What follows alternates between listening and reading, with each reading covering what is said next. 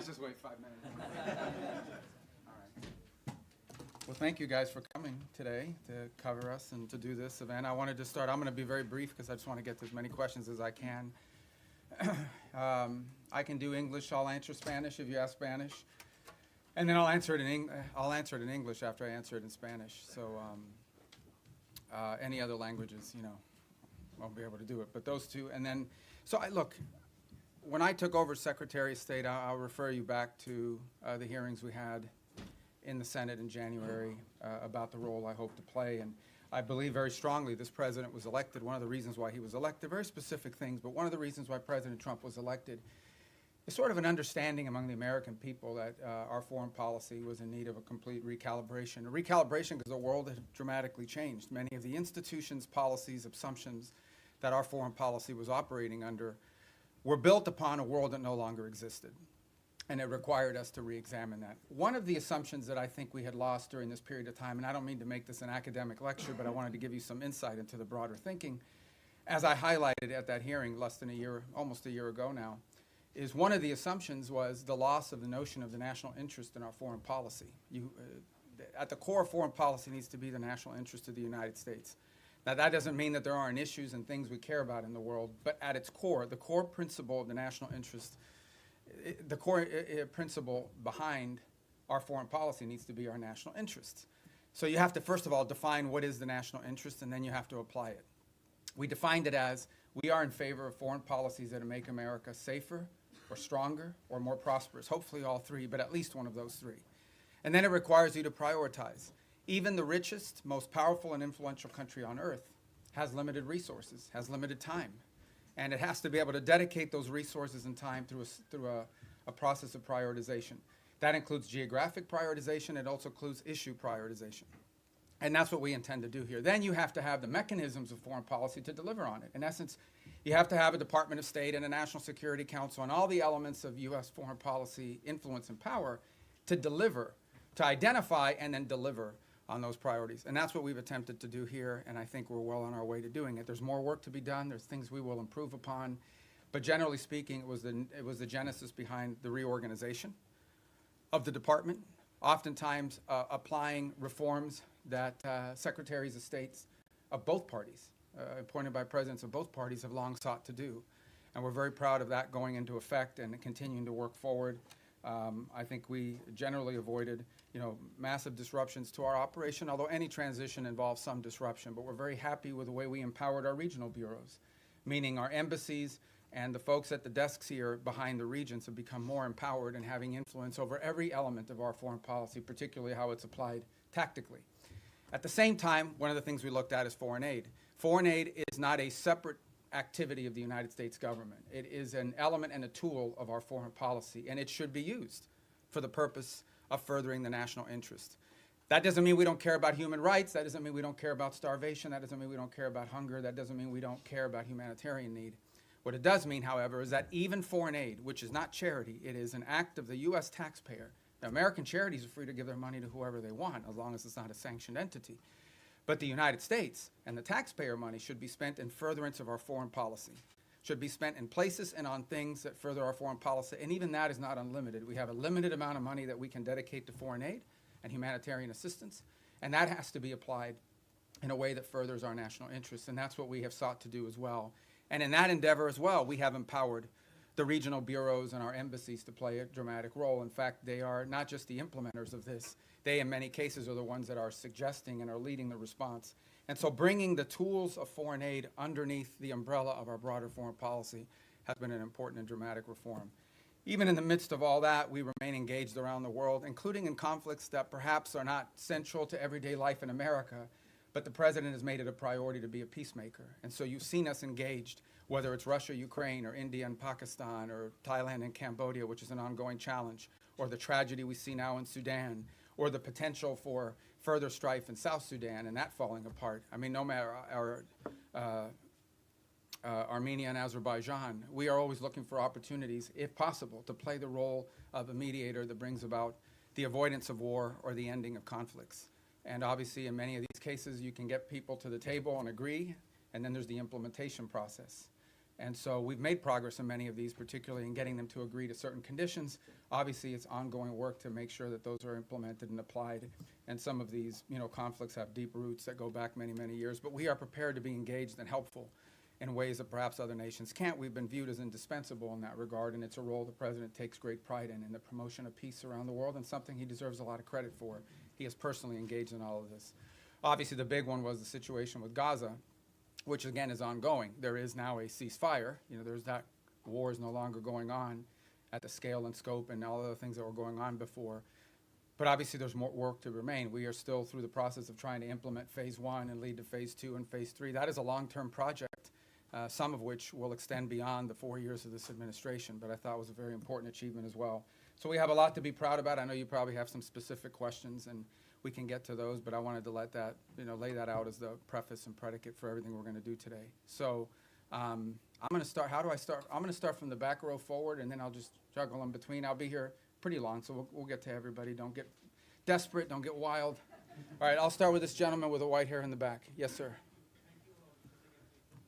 Ask you about Gaza. U.S. wants Pakistan troops to be in Gaza. Has U.S. got a consent from Pakistan that they will be sending their troops in Gaza for peace building and peacemaking? Yeah. Well, look, in fairness to all the countries we've talked to about being and having a presence on the ground, I think they want to know specifically, what the mandate, what the specific mandate, the funding mechanism looks like.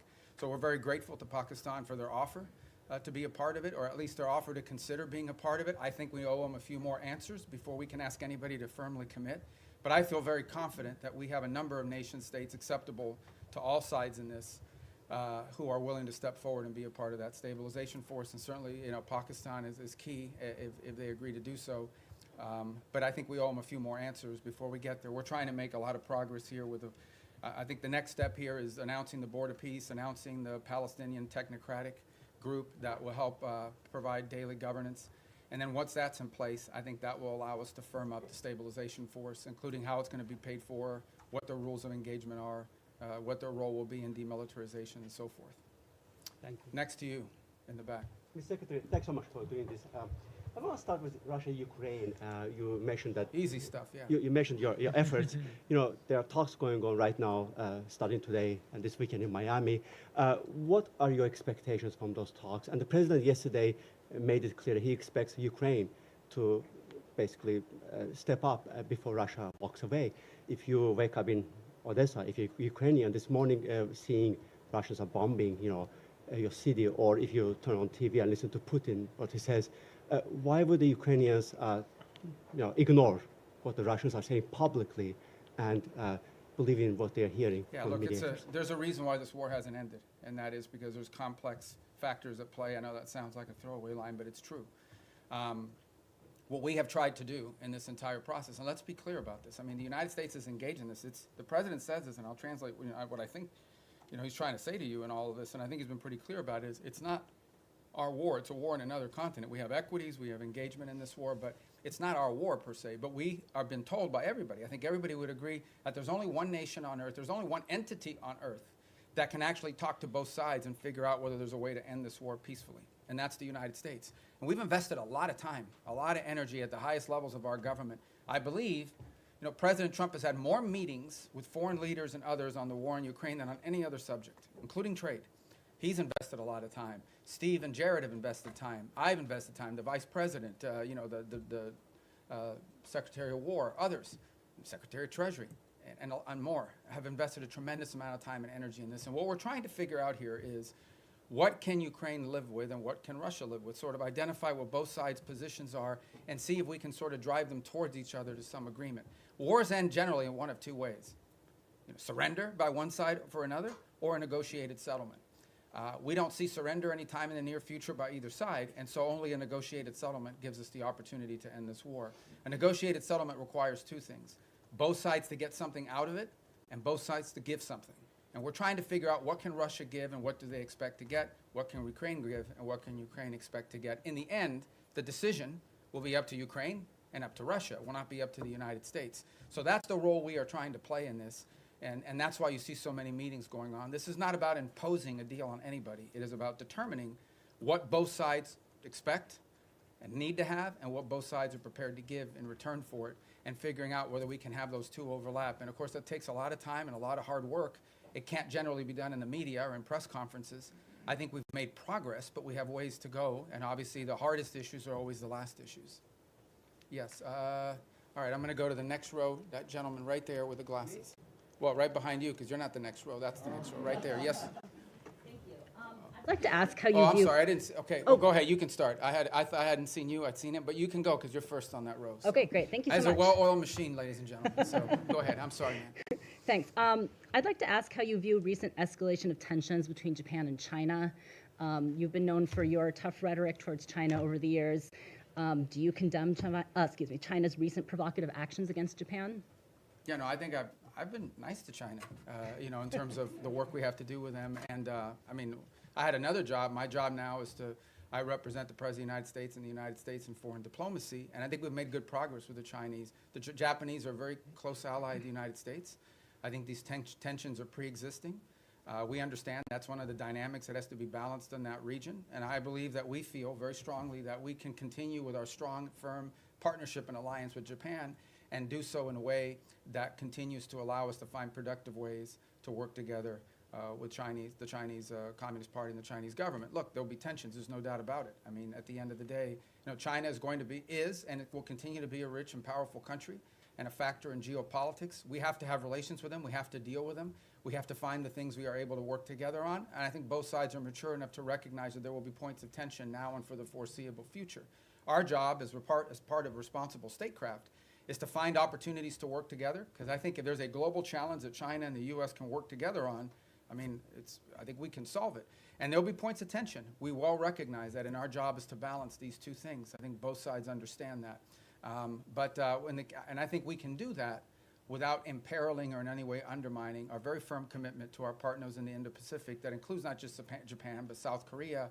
And obviously, if you extend further out, you know, I don't want to leave anybody out, but India and Australia and New Zealand and all the other countries. And we also have growing and burgeoning relationships with countries like Vietnam and even Cambodia that we really haven't had, you know, very close contacts with historically. But we've talked to them a lot lately, obviously through the context of the conflict going on with Thailand, but also to figure out opportunities to work together strategically. And I say Thailand, of course, we've had a very long and strong strategic alliance with them for many years. All right, now, yes, sir. Thank you. Gracias, señor secretario. Dos puntos concretos en español. Bajo esta lógica hemisférica, ¿han considerado ampliar la presión más allá de Venezuela o Colombia a regímenes como los de Nicaragua o Cuba? Y segundo, esta semana en el Congreso se denunciaba que México está mandando decenas de buques petroleros a Cuba con la preocupación de que eso financia la dictadura. ¿Debería México reconsiderar esta política de asistencia al régimen cubano? I'm going to answer in Spanish if that's okay, guys, and then I'll do it in English as well. And does somebody do closed caption on this? Can they do it? It doesn't matter because I'm going to say the same thing in English. Mira, la amenaza más importante que existe en la región es estos grupos terroristas criminales. Es la amenaza que enfrenta Colombia, es la amenaza que enfrenta el hemisferio entero, pero es la raíz de la violencia en Ecuador, en México, en toda Centroamérica, en todos estos países. Es la amenaza más primordial de la región. Entonces tenemos gobiernos que cooperan en nuestros esfuerzos en contra de eso. Panamá, Costa Rica, Ecuador, El Salvador, la República Dominicana. No dejo a nadie fuera, pero son muchos que cooperan. Tenemos y seguimos teniendo muy buenas relaciones con los equipos de seguridad de Colombia. Entiendo que el presidente de Colombia es una persona inusual, pero encima de eso tenemos, al nivel institucional, tenemos muy buenas relaciones y con México. El gobierno de México está haciendo más en este momento en el tema de seguridad que jamás en su historia. Queda mucho por hacer, pero tenemos cooperación. En el tema de Venezuela no tenemos eso, tenemos un régimen ilegítimo que no simplemente no coopera con Estados Unidos, sino coopera abiertamente con elementos criminales. Por ejemplo, el ELN y la FARC operan abiertamente desde territorio venezolano. Entidades de narcotráfico operan abiertamente y con la cooperación del régimen de Maduro para mandar drogas como cocaína a Estados Unidos a través del Caribe, creando una situación muy grave de seguridad en muchísimos países, inclusive Trinidad, República Dominicana, etc. Así que Estados Unidos lo que simplemente está buscando es la seguridad del hemisferio, que incluye, por ejemplo, Haití también. Y no hemos visto enfocado en eso. Obviamente los esfuerzos en contra de los barcos narcotraficantes saliendo de Venezuela han recibido mucha atención. Lo que no se habla lo suficiente, lo que estamos haciendo también en el Mar Pacífico, donde hay esfuerzos andando también. La diferencia es que ahí tenemos la cooperación de gobiernos amigos. Lo que no se está hablando es lo que estamos haciendo junto con los mexicanos. Lo que no se está hablando es lo que estamos haciendo para crear una fuerza de estabilidad anti-pandilla dentro de Haití. Lo que no se está hablando es toda la cooperación que existen con todos estos gobiernos para llevar a cabo esta guerra en contra de estos elementos terroristas, criminales, que operan abiertamente dentro de nuestra región y que amenazan los estados de esta región. La buena noticia es que este nuevo año nos va a traer más gobiernos en el hemisferio que están dispuestos a cooperar en países como Bolivia, en Chile. Obviamente ya tenemos grandes amistades en lugares como Paraguay y Argentina.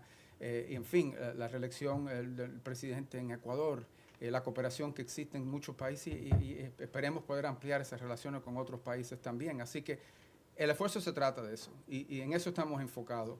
Y obviamente tenemos que determinar cuáles son las fuentes de inseguridad en la región.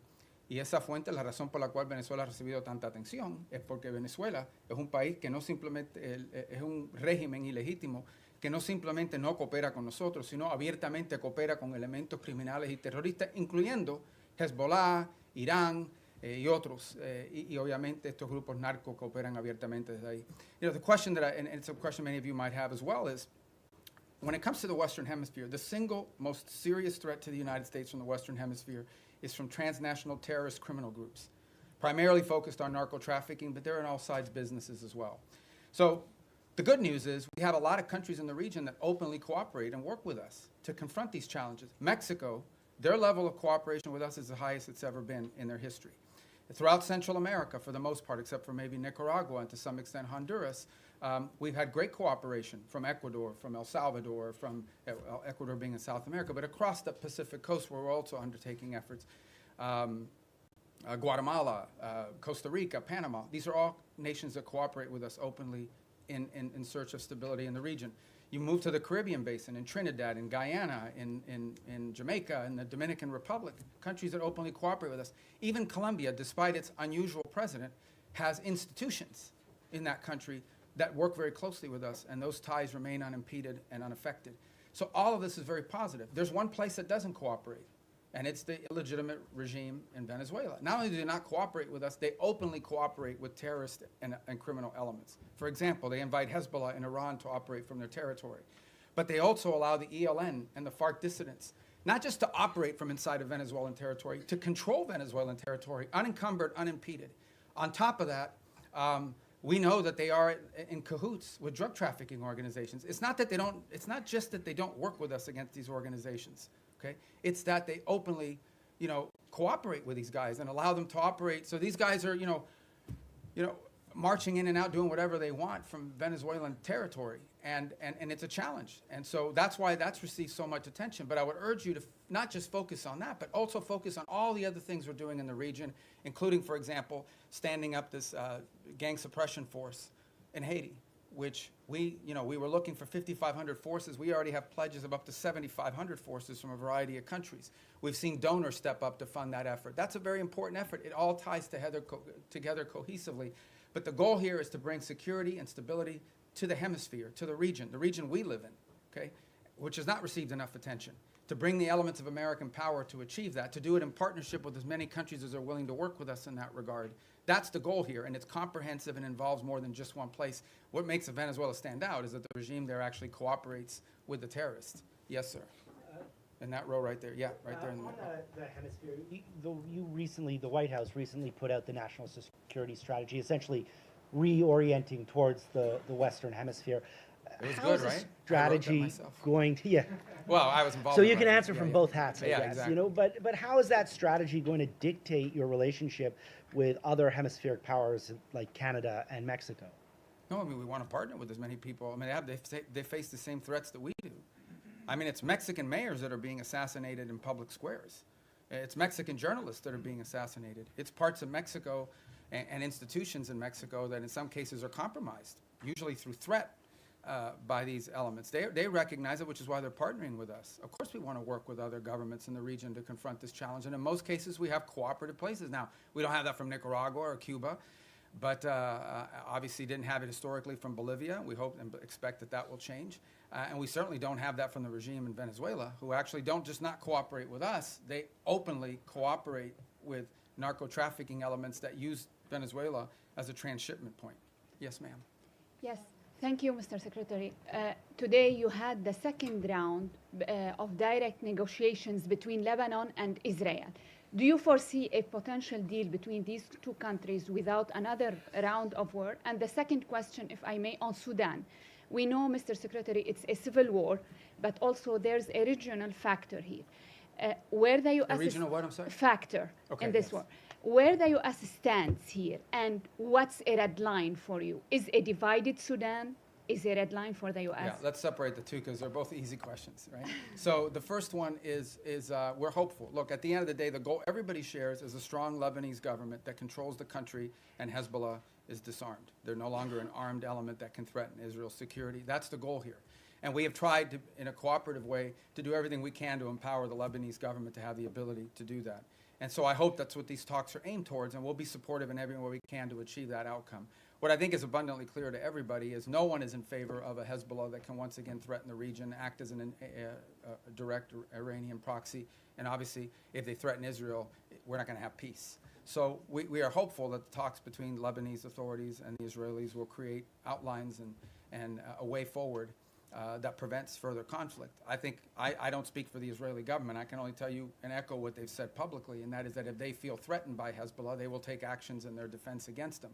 So we all would hope that we could avoid that, right? We would all hope that in order to have peace, you have to avoid that, and the best way to avoid it is to have a strong Lebanese government that can actually control the country, and that Hezbollah is no longer an armed threat to Israel or to the Lebanese state. And that's what we're committed to hoping to achieve. And we hope that, I can't speculate on what the talks will lead to, but we'll do everything we can to make them productive. On Sudan, you've rightfully outlined, I mean, there are regional elements to this. I mean, there are clearly both sides, you know, the SAF and the RSF have supporters from outside of Sudan's borders that are involved, and we've been engaging with those countries. It's not just countries that are providing them weaponry and equipment, it's also countries that are providing transshipment, particularly to the RSF to receive weapons, in some cases advanced weaponry. Our goal right now in the short term, and what we've emphasized to everybody, including in my calls with leaders in the UAE, leaders in Saudi Arabia, we're very engaged in that. Our special envoy, Massad Boulos, just returned from the region, meeting with the Egyptians, with the Saudis, with the UAE, and others. We've also been in collaboration with the UK on some of this. Our goal, the immediate goal we have, is a cessation of hostilities, okay, a humanitarian truce going into the new year that allows humanitarian organizations to be able to deliver aid to the people in great distress. Right now, that's not possible. We are hearing and continue to see reports of humanitarian convoys actually being struck on their way in. And so you can just imagine what's amazing to us is these convoys are struck and the rest of the convoy continues. That's how committed these groups are. But what we said to everybody on it is that what's happening there is horrifying. It's atrocious. That one day the story of what's actually happened there is going to be known and everyone involved is going to look bad. And we have played the role we have played is a convening role in bringing the parties to the table. So I think we will know more very soon about whether this is possible. One of the challenges and frustrations in Sudan has been that one side or the other will commit to certain things and then they won't live up to those commitments. They'll agree to anything and implement nothing. And oftentimes what happens is when one side feels like they're making advances in the battlefield, they don't necessarily see the need to concede at that point because they believe they're on the verge of achieving some success on the ground and a truce would set them back. But what we've emphasized is none of these groups can operate without the support they're receiving externally. So we have been engaging with the countries involved from the outside to ensure that they are at the table and that they are pushing for the same outcome that we want, which is phase one, a humanitarian truce that at a minimum allows us to deal with the humanitarian calamity that occurs there. And obviously we hope that while that truce is ongoing, we can focus on the other elements that led to this conflict and help to resolve some of those. But our number one priority we're focused on, 99% of our focus is this humanitarian truce and achieving that as soon as possible. And we think that the new year and the upcoming holidays are a great opportunity for both sides to agree to that. And we're really pushing very hard on that regard. Yes, sir. Right there, because I missed Secretario you. Rubio, en español, Sí. si me permite. El presidente Trump ha llamado al presidente Gustavo Petro drug leader y ha usado, digamos, términos Bueno, él también ha dicho cosas a nosotros. Totalmente, Okay, totalmente. Claro, ok. Secretario Rubio, ¿hay alguna prueba o por qué esta administración llama a Gustavo Petro? Quisiera saber el ¿por qué esta administración llama a Gustavo Petro un líder del narcotráfico? Y por último, secretario, si usted considera eventualmente ante la invitación que hace Gustavo Petro ahora al presidente Trump o a usted ir a Colombia y conversar con Gustavo Petro. No, nosotros conversamos con cualquiera. Desafortunadamente es una persona que no es muy estable en su pronunciamiento, pero no vamos a permitir que la actuación de un presidente que al fin su término termina pronto vaya a dañar la relación que existe entre Estados Unidos y Colombia, una relación muy cerca, una relación que se ha establecido a través de los últimos 50 años, una relación importante comercial, diplomática, militar, de seguridad, uno de los grandes socios y aliados que tenemos en la región. Y lo que queremos, no vamos a permitir que cualquier tipo de problema que existan con un individuo vaya a hacerle daño a esta relación tan importante. Esperemos que en el futuro exista la oportunidad de tener más cooperación a los niveles más altos del gobierno colombiano, pero no vamos tampoco a dañar, o no queremos dañar, a todas las relaciones que tenemos y los enlaces que tenemos, incluso con individuos en el cuerpo legislativo y también con oficiales electos al nivel local, muchísimos alcaldes y de diferentes lugares dentro de Colombia que también tienen muy buena relación con Estados Unidos y la amplia y estrecha relación que existe entre nuestros pueblos también. The question is again by Colombia. I said, look, we're not going to let sort of the pronouncements of an unstable individual over there to impact, we don't want to let it impact our broader relationship with Colombia. It's an important relationship, an important alliance. It extends through commercial, people to people, you know, cultural, obviously security and stability, all of these things. And our job is to try to the extent possible, maintain those strong ties between Colombia and the United States and not allow them to be imperiled by the pronouncements of one person. We would hope to see a day soon in which we have better relations with the leader of that country. But we're not going to let the fact that that doesn't exist now, we're going to do everything possible to not let that impact the relationships we have with the people of Colombia, with the nation, with their economy, with their security forces, which are very important. This is a very important alliance, a very important strategic partnership, which we've built up through a lot of hard work over decades. And we're not going to let that fall apart because of one person. If that changes and he changes, that would be great. And obviously, you know, in May, there'll be a new president there and there'll be elections, and we'll work hopefully more cooperatively with whoever replaces the current president, but that's up to the people of Colombia. Did I not get your question? Go ahead. Thank you. Returning to Gaza, what is the U.S. understanding of what Hamas is willing to concede on disarmament? Reports suggest that Hamas might hand over its heavy weapons but retain its smaller arms. Is the U.S. prepared to accept partial disarmament as sufficient? Yeah, I'm not going to get into the details of those types of negotiations. Let me just couch it to you this way. Everyone wants peace. No one wants a return to a war. If Hamas is ever in a position in the future that they can threaten or attack Israel, you're not going to have peace. Okay? You're not going to convince anyone to invest money in Gaza if they believe another war is going to happen in 2 to 3 years. So I would just ask everyone to focus on what are the kind of weaponries and capabilities that Hamas would need in order to threaten or attack Israel as a baseline for what disarmament needs to look like. Because you're not going to have peace. If 2 years from now Hamas is launching rockets or killing Israelis or carrying out, God forbid, another 7th of October type terrorist attack and so forth, you're not going to have peace. So who's going to invest in a peace? Who's going to invest in rebuilding a place that's going to get destroyed again in a future war? So that's why disarmament is so critical. Now, what that entails, we're going to leave that to the technical teams to work on. It would have to be something, obviously, that they're willing to agree to, that our partners can push them and pressure them to agree to. It also has to be something that Israel agrees to.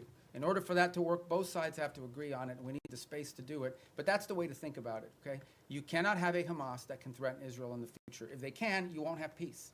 So that's the goal. All right. Who's left in that? The president's been focused on. And that's what we're conducting. And that's what we have been focused on the entire time. Because that is the threat to the national interest of the United States. Now, do we consider Maduro legitimate? No. And by the way, guys, when I say these things about Maduro and his role in narco trafficking, I hear his reports, Marco Rubio says it. It's not me. A grand jury in New York, in the Southern District of New York, okay, a grand jury in the Southern District of New York was presented evidence and came back with an indictment, not just against Maduro, by the way, but against a bunch of people in his government for narco trafficking. A bunch. He had, his nephews or the nephews of his wife indicted, convicted in the United States for narco trafficking. Like this was, until President Trump started doing something about these narco trafficking links, nobody disputed that Maduro and his regime was in cahoots with narco traffickers. Not to mention the fact that they unleashed Tren de Aragua gangs on the United States. They've unleashed a mass migration event, perhaps the largest in history. 8 million people have left Venezuela since 2014. So also destabilizing all the countries in the region who have had to assume people that are fleeing this illegitimate regime. So, but nobody disputed the drug links. So that's what the president's been focused on, and that's the problem. And that's the problem in Venezuela. En el caso de Venezuela, es muy simple. Es un régimen ilegítimo que coopera abiertamente con Irán, con Hezbollah y con grupos narcotraficantes. Incluso la ELN y la FARC que operan abiertamente dentro del territorio venezolano encima de los demás. Entonces, la amenaza que enfrenta los Estados Unidos es eso, que tenemos un régimen ilegítimo que coopera abiertamente con elementos terroristas, y por eso consideramos el régimen de Maduro un régimen terrorista, cooperan abiertamente con elementos terroristas que amenazan la seguridad de Estados Unidos. Punto. Ese es nuestro interés y en eso estamos enfocados. Okay, next row right there. You, yeah. With all due respect for my colleagues, I'm going to ask this one in Spanish. Okay. Señor secretario, usted acaba de decir que no espera o que no es la intención de Estados Unidos que las diferencias con el presidente Gustavo Petro generen afectaciones para la relación con Colombia.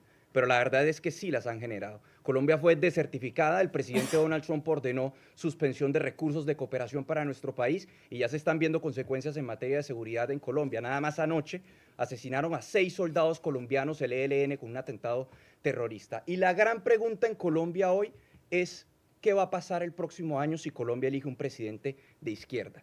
Si las relaciones de Estados Unidos, las buenas relaciones con Colombia y el respaldo de Estados Unidos va a depender de que el pueblo colombiano elija un presidente que sea visto con buenos ojos por parte de esta administración. No, pero que esto no se trata de izquierda ni derecha. Esto se trata de una persona que simplemente no coopera con nosotros en estos esfuerzos. De eso se trata. Al final del día, el pueblo colombiano va a escoger el próximo presidente. Es una democracia, tienen elecciones, esperemos que se cumplan todos los requisitos. Tienen una larga historia de cumplir los requisitos democráticos. Aquí no estamos diciendo que Petro no fue electo democráticamente, aquí nadie dice que no fue así. Pero en fin, esto no se trata de izquierda ni derecha, se trata de tener en poder un presidente que coopera con nosotros. Obviamente, sin duda, la postura que era tomada en contra de Estados Unidos ha afectado a nuestra relación, no hay duda de eso ninguna. Estamos tratando de limitar eso lo más posible, pero también tenemos intereses que tenemos que proteger. Y tampoco vamos a pretender, cuando tienes un presidente diciéndole a los elementos de seguridad que no cooperen con Estados Unidos, eso no lo podemos ignorar. Pero por otra parte, entendemos que tenemos dentro del sistema colombiano, incluso al nivel legislativo, en el Congreso, en el Senado, también alcaldes y otros líderes políticos de ese país que sí quieren buenas relaciones con Estados Unidos, y incluso líderes que no son de derecha, que son de izquierda, pero que entienden la importancia de esa relación. Pero esto no se trata de ni izquierda ni derecha, se trata que si va a cooperar con Estados Unidos o no. Tenemos una larga historial de cooperar con Colombia, que fue un ejemplo y un modelo para la región, y ahora tenemos algo un poco menos, que es lamentable. Ojalá que eso cambie. The question was about whether the U.S. relations to Colombia is dependent on whether they elect a leader that's center-right or center-left. It has nothing to do with left or right. It has to do very simply with whether or not we have a leader there that we can work with. The U.S.-Colombian relationship, especially our security relationship, but also our economic one with a free trade agreement, is a model. It was a model for the region. We tried to replicate that. Everybody would use Plan Colombia as an example of what you need to do in these other places. And we want to continue that. Now, no doubt, when you have the president of a country saying some of the things and ordering some of the things that he's ordered, it's going to have an impact on some of that relationship. Our job is to try to preserve and protect as much of that relationship as possible, but it will be impacted. But it doesn't matter whether the next president is center-right or center-left. That's not the issue. The issue is whether the next president is someone who's going to, once again, cooperate with the United States and restart these relations. That's what we seek. And if President Petro changes in his stance, perhaps that could change as well. But if he doesn't, obviously, it'll be up to the people of Colombia to elect their next president. Yes, ma'am, right there in the middle. I don't want you guys to think I'm only picking the Spanish ones, okay? I actually don't know who any, well, there's a list here, but I can't even read it without these glasses. All right. Go ahead, I'm sorry. Perdón. Secretario Rubio, usted lleva años denunciando el régimen de Nicolás Maduro y estuvo, entiendo, hace poco en una conversación telefónica donde hablaron el presidente Trump y Nicolás Maduro. Quisiera preguntarle cómo sintió a Nicolás Maduro en esa conversación, usted que lo conoce desde hace años, pues su comportamiento, si siente que está acorralado como reportan los medios, si está abierto a irse a otro país a cambio de un indulto, si ustedes estarían pensando en reunirse con él. ¿Cómo fue esa conversación? O sea, ¿qué nos puede contar del efecto que está teniendo sobre la presión? Yo no voy a comentar sobre ninguna conversación del presidente Trump con cualquiera del mundo, y si existió o no existió. Yo no voy a comentar sobre eso. Voy a repetir lo que he dicho ya. Esto se trata de algo muy simple, y es esto se trata de los intereses nacionales de Estados Unidos. Y hay una amenaza regional que existe, y en el caso de Venezuela no tenemos cooperación. Para empezar, que es un régimen ilegítimo. Segundo, que es un régimen que no coopera, es antiamericano en todos sus pronunciamientos y actuaciones. Y tercero, es un régimen que no solamente no coopera con nosotros, sino abiertamente coopera con elementos peligrosos, terroristas y criminales. Incluso ellos mismos lo son. Entonces es difícil llegar a un acuerdo con terroristas que están abiertamente cooperando con estos elementos peligrosos que amenazan la seguridad de Estados Unidos. Encima de eso no voy a especular más. Pero va a haber guerra, secretario, porque ahorita en Colombia todo el mundo se está levantando en Venezuela con la posibilidad de que haya una guerra entre Estados Unidos y Colombia. Nosotros estamos protegiendo el interés nacional de Estados Unidos. Yo creo que, en fin, ese es nuestro derecho. Y también le diré que en Colombia debe haber mucha preocupación, que ha habido un ataque el día antes de ayer, o fue ayer, de ELN, o la FARC, creo que fue ELN, y ¿de dónde operan ellos? Abiertamente, de territorio venezolano, abiertamente, como si fueran un país soberano, operando abiertamente dentro del territorio venezolano. It's the same question, guys, and that is, the bottom line is very simple. Our interest in Venezuela and in the region is the national interest of the United States, and in Venezuela we have an illegitimate regime that not only does not cooperate with the United States, but openly cooperates with narco-terrorists and others who threaten the national security of our country. The gentleman in the middle. I'm going to try to get to everybody, I promise. But you guys, by then, your questions will be Thank you, more Mr. Secretary. specific. You said a few moments ago that everyone wants peace for Gaza, and yet by any metric, the Israelis are flouting the ceasefire that President Trump negotiated by killing an average of 2 children a day, not allowing the agreed-upon humanitarian aid into Gaza. How long can this continue? How long can the Israelis be allowed to show such disrespect to President Trump? Well, look, that's your characterization of it, about the term disrespect. What I would say is this. This was, first of all, it was a miracle that it happened in the first place. We all understand how difficult it was for that to come to the conclusion that it did, where the bombing and everything else, the scale and scope of what we saw ended, all the hostages were released, and we have relative peace right now for the most part, despite the things you're pointing to. That was very difficult. But this is not easy. Peace is a verb. It's an action. It's not a sentiment. Every single day will bring challenges. Every single day. We also have had instances, for example, over the last couple of weeks, where Hamas elements emerged from a tunnel, attached an explosive device to the side of a vehicle, and injured and almost killed Israeli soldiers. We still have this threat. We still have and see every single day Hamas openly taking steps to strengthen themselves within inside of those places in Gaza that they still control. We saw early on the atrocities they were committing in the streets against people as they were trying to show people how strong they were. So I don't think I'm standing here to tell you this is going to be easy. This is an hour-by-hour, day-by-day challenge. It's one of the reasons why we have stood up this center there in operating in Israel, in partnership as well with another cell that exists in a regional country. It's why every single day there are meetings among both intelligence, diplomatic, and military officials of multiple countries that help bring about this deal to manage this. And that's why it is so critical.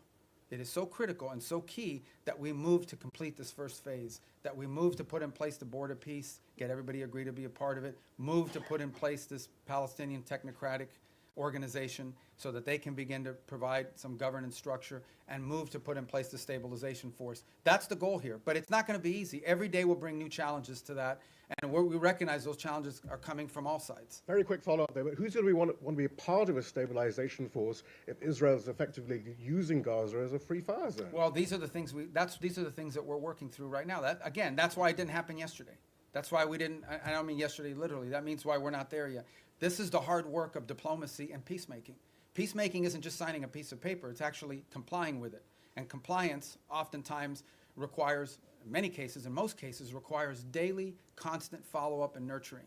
So that is why we are in such a hurry, and I say as a priority, to get to this point where we have the stabilization force in place, overseen by the Board of Peace, and ultimately a Palestinian technocratic entity that can increase in its capability to provide governance. The stronger they are, the weaker Hamas will be in terms of threatening Israel. And I think the more security Israel should feel and the less need for some of these things to happen. But no one's claiming this is going to be easy. We have to work on this every single day. We have people in this building and deployed abroad. This is all they do. 24 hours a day, day after day, elements of the State Department, the Department of War, and all other agencies, including Jared and Steve, and even myself, who talk or do something about. There isn't a day in the last, since this was signed 2 months ago, that I haven't had to do something with regards to making progress on the phases of the ceasefire. Yes, ma'am. Right next. Thank you, Mr. I'm sorry. Secretary. I'm going to get to you guys. I'm coming. See, I'm going down the rows like this. Thank you. So right behind you, 'cause I'm still in that row. Thank you, Mr. Secretary, and thank you for having the Has briefing. anyone ever done this where they go like all the rows? No. You're going to look so good to your editors. You know? All right, go ahead. Caroline Lumetta with World News Group. Several faith-based organizations have been calling on the administration to reopen the U.S. refugee admissions program, particularly for religious minorities facing persecution. That includes Afghanistan, Syria, Iran. Is it going to be a goal in 2026 to expand that program again beyond South Afrikaners? Yeah, so here's the problem, okay? In the last 4 years, we had a flood of people enter this country through a variety of means. So that's what we confronted. We have to stop that, and we did. We've been successful. You see the border secured, the number of illegal entries has completely collapsed. And now we're facing a second challenge, and that is we've admitted a lot of people into the United States. And perhaps the overwhelming majority of them are not bad people and so forth. This is all true. But there are people, we know, okay, for a fact, that there are people in this country who got in through some form of vetting that was wholly insufficient. And we've seen tragic evidence of that very recently, including people that we claim to have vetted. So, why does that happen? Because there are some places where you can't vet people. You can only vet people on the basis of information you have about them.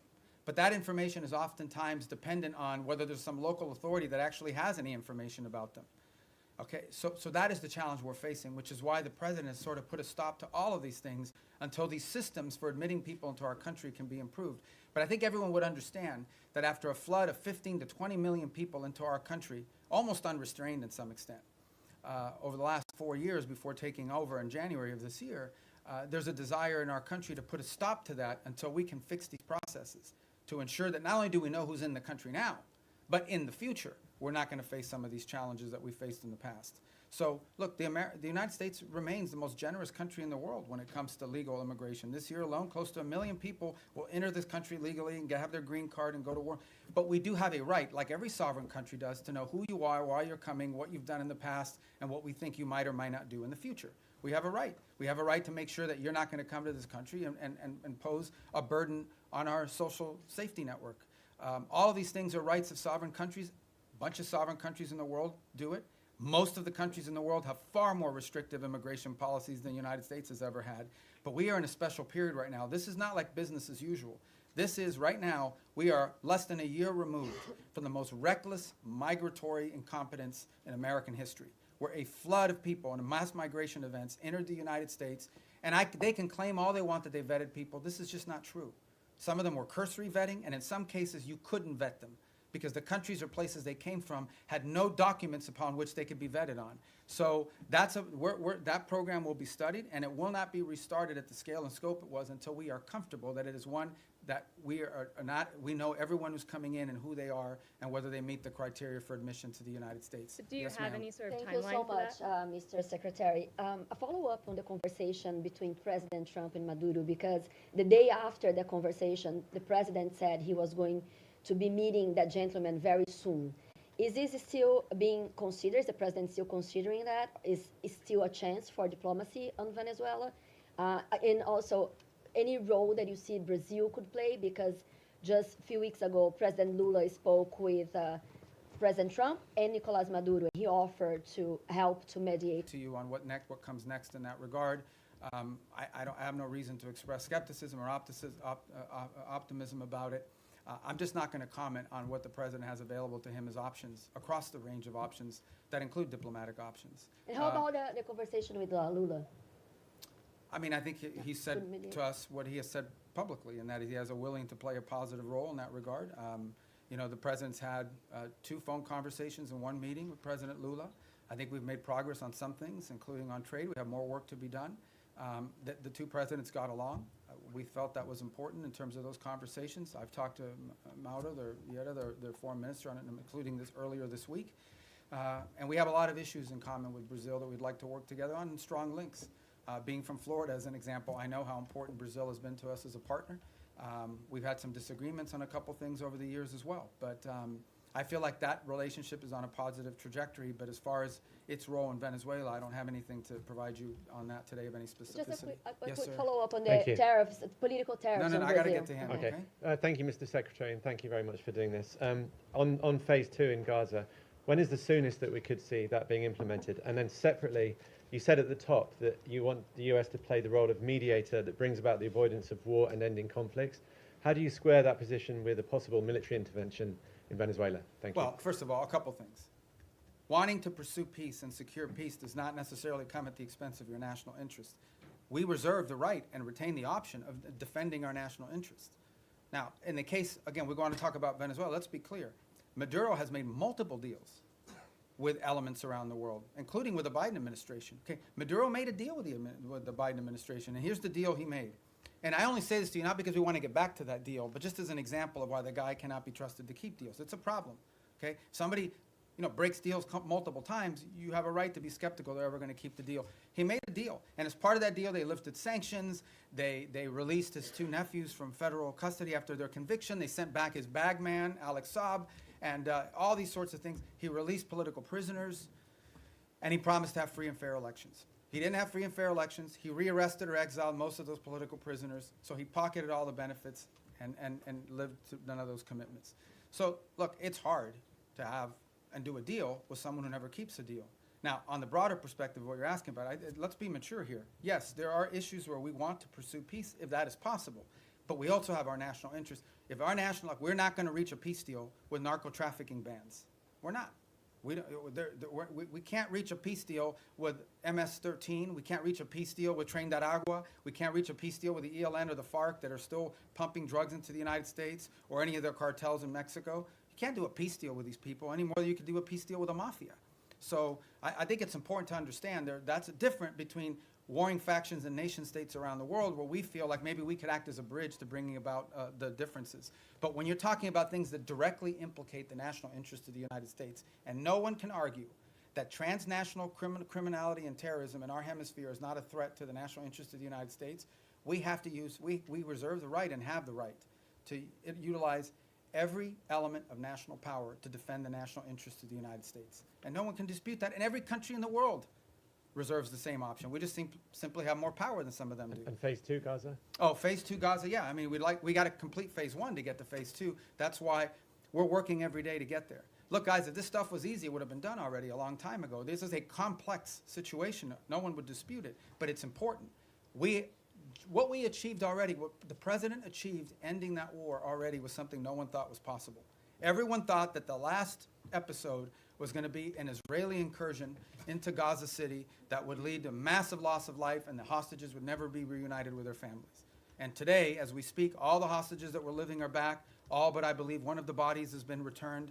No one would have believed that 6 months ago. So that in and of itself, but that is not the end of the story. We want to continue on this. But what we're talking about is dealing with something that no one has been able to solve in 30 or 40 years. No one.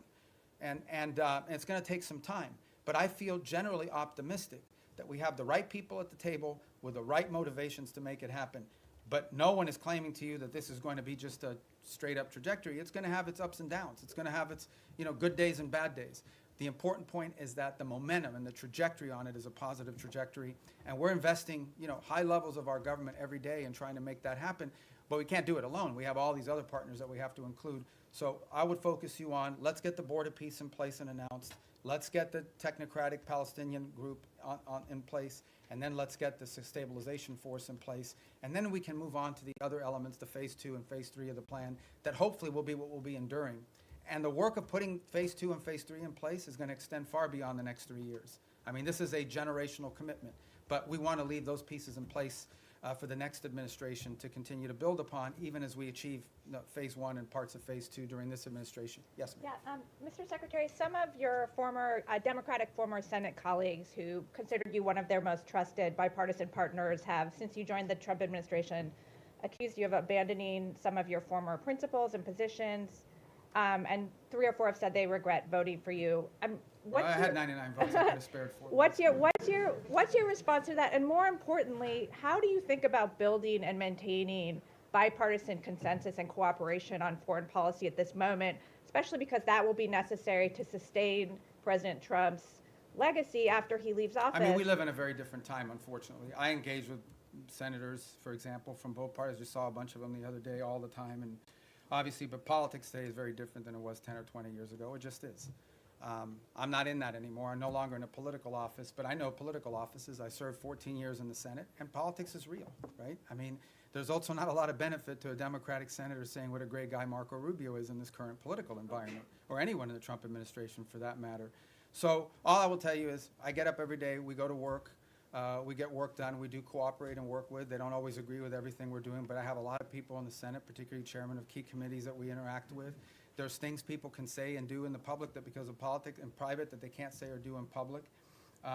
But I don't know what else to comment on that other than one more point, and that is, I think this is important. I think people have lost sort of their mindset here a little bit, okay? The foreign policy, the State Department is not its own government, okay? The Secretary of State is not its own government. I'm appointed by the President, confirmed by the Senate, and then, or nominated by the President, confirmed by the Senate, and then appointed by the President. But at the end of the day, the person the people of the United States elected to be the President of the United States and the Commander-in-Chief is Donald J. Trump. That's who they elected. And my job, and the job of the people in our administration, is to implement the President's foreign policy. We provide advice, we provide counsel, but ultimately our job is to take what the President wants to do, take his vision, and implement it. Come up with options for implementing the President's vision. That's my job today. When I was a senator, I represented the state of Florida.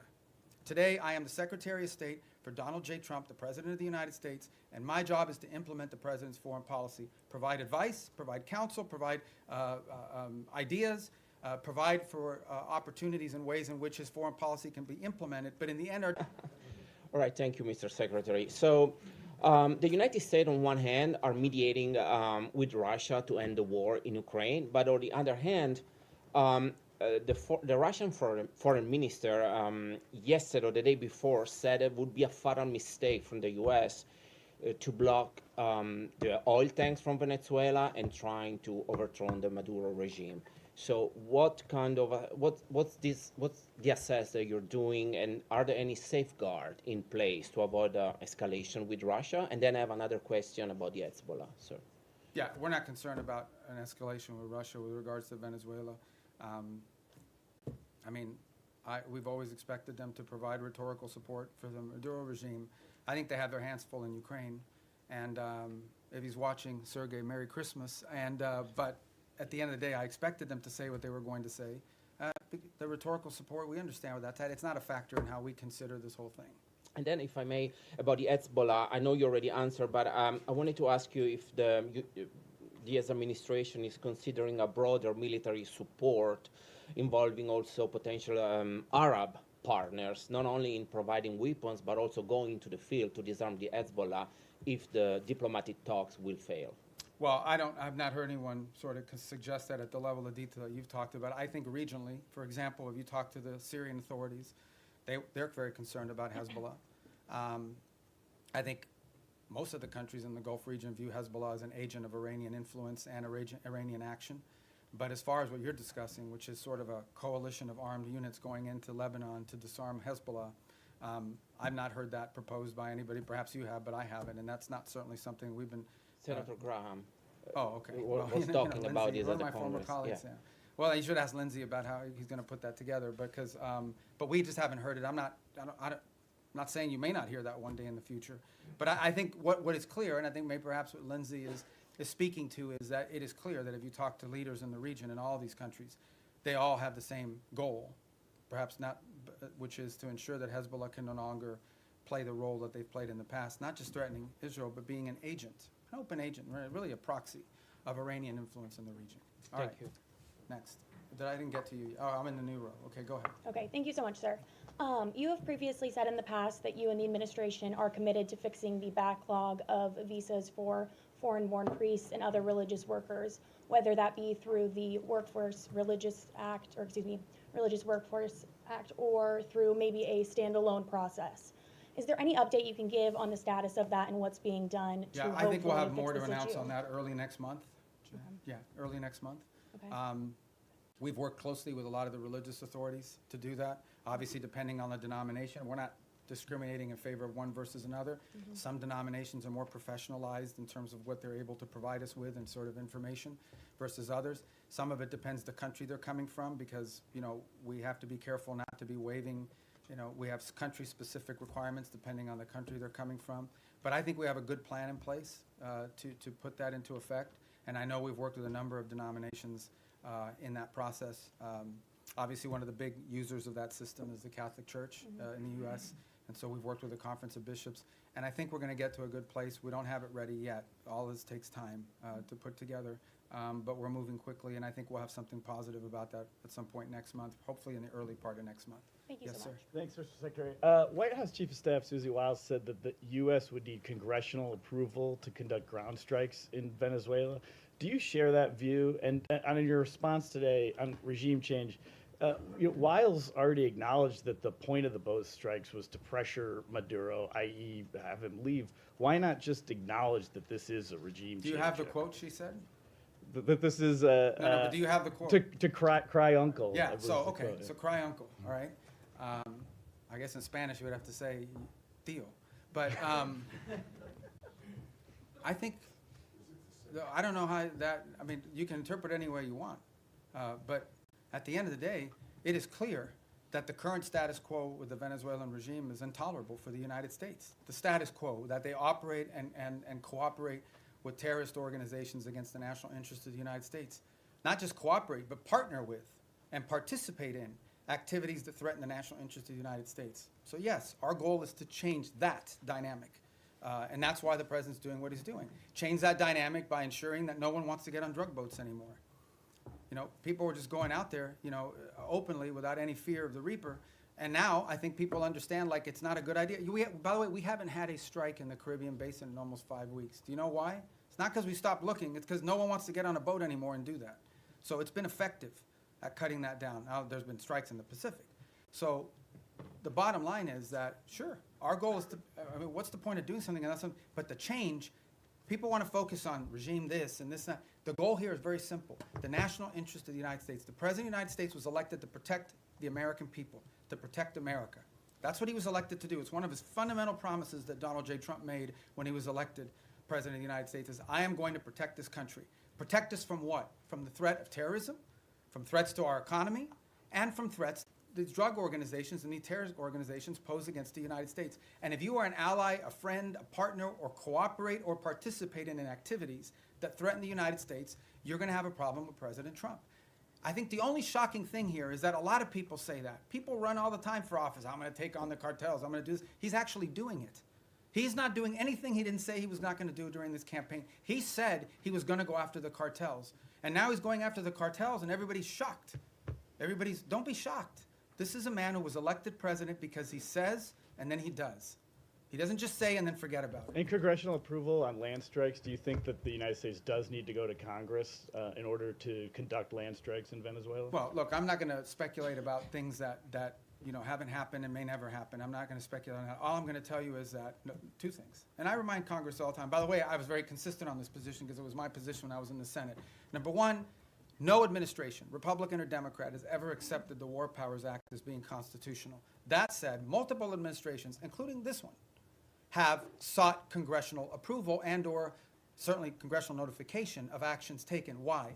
Because American action is always strongest when it has the buy-in and the participation of a broad set of actors. Now, given our current political climate, that's not always easy because we do have people today in politics that are against everything that President Trump is for. It doesn't matter what it is. It doesn't matter if they themselves had the same position. If it's President Trump's idea, they're against it reflexively. Okay? That's the nature of the current climate in our politics.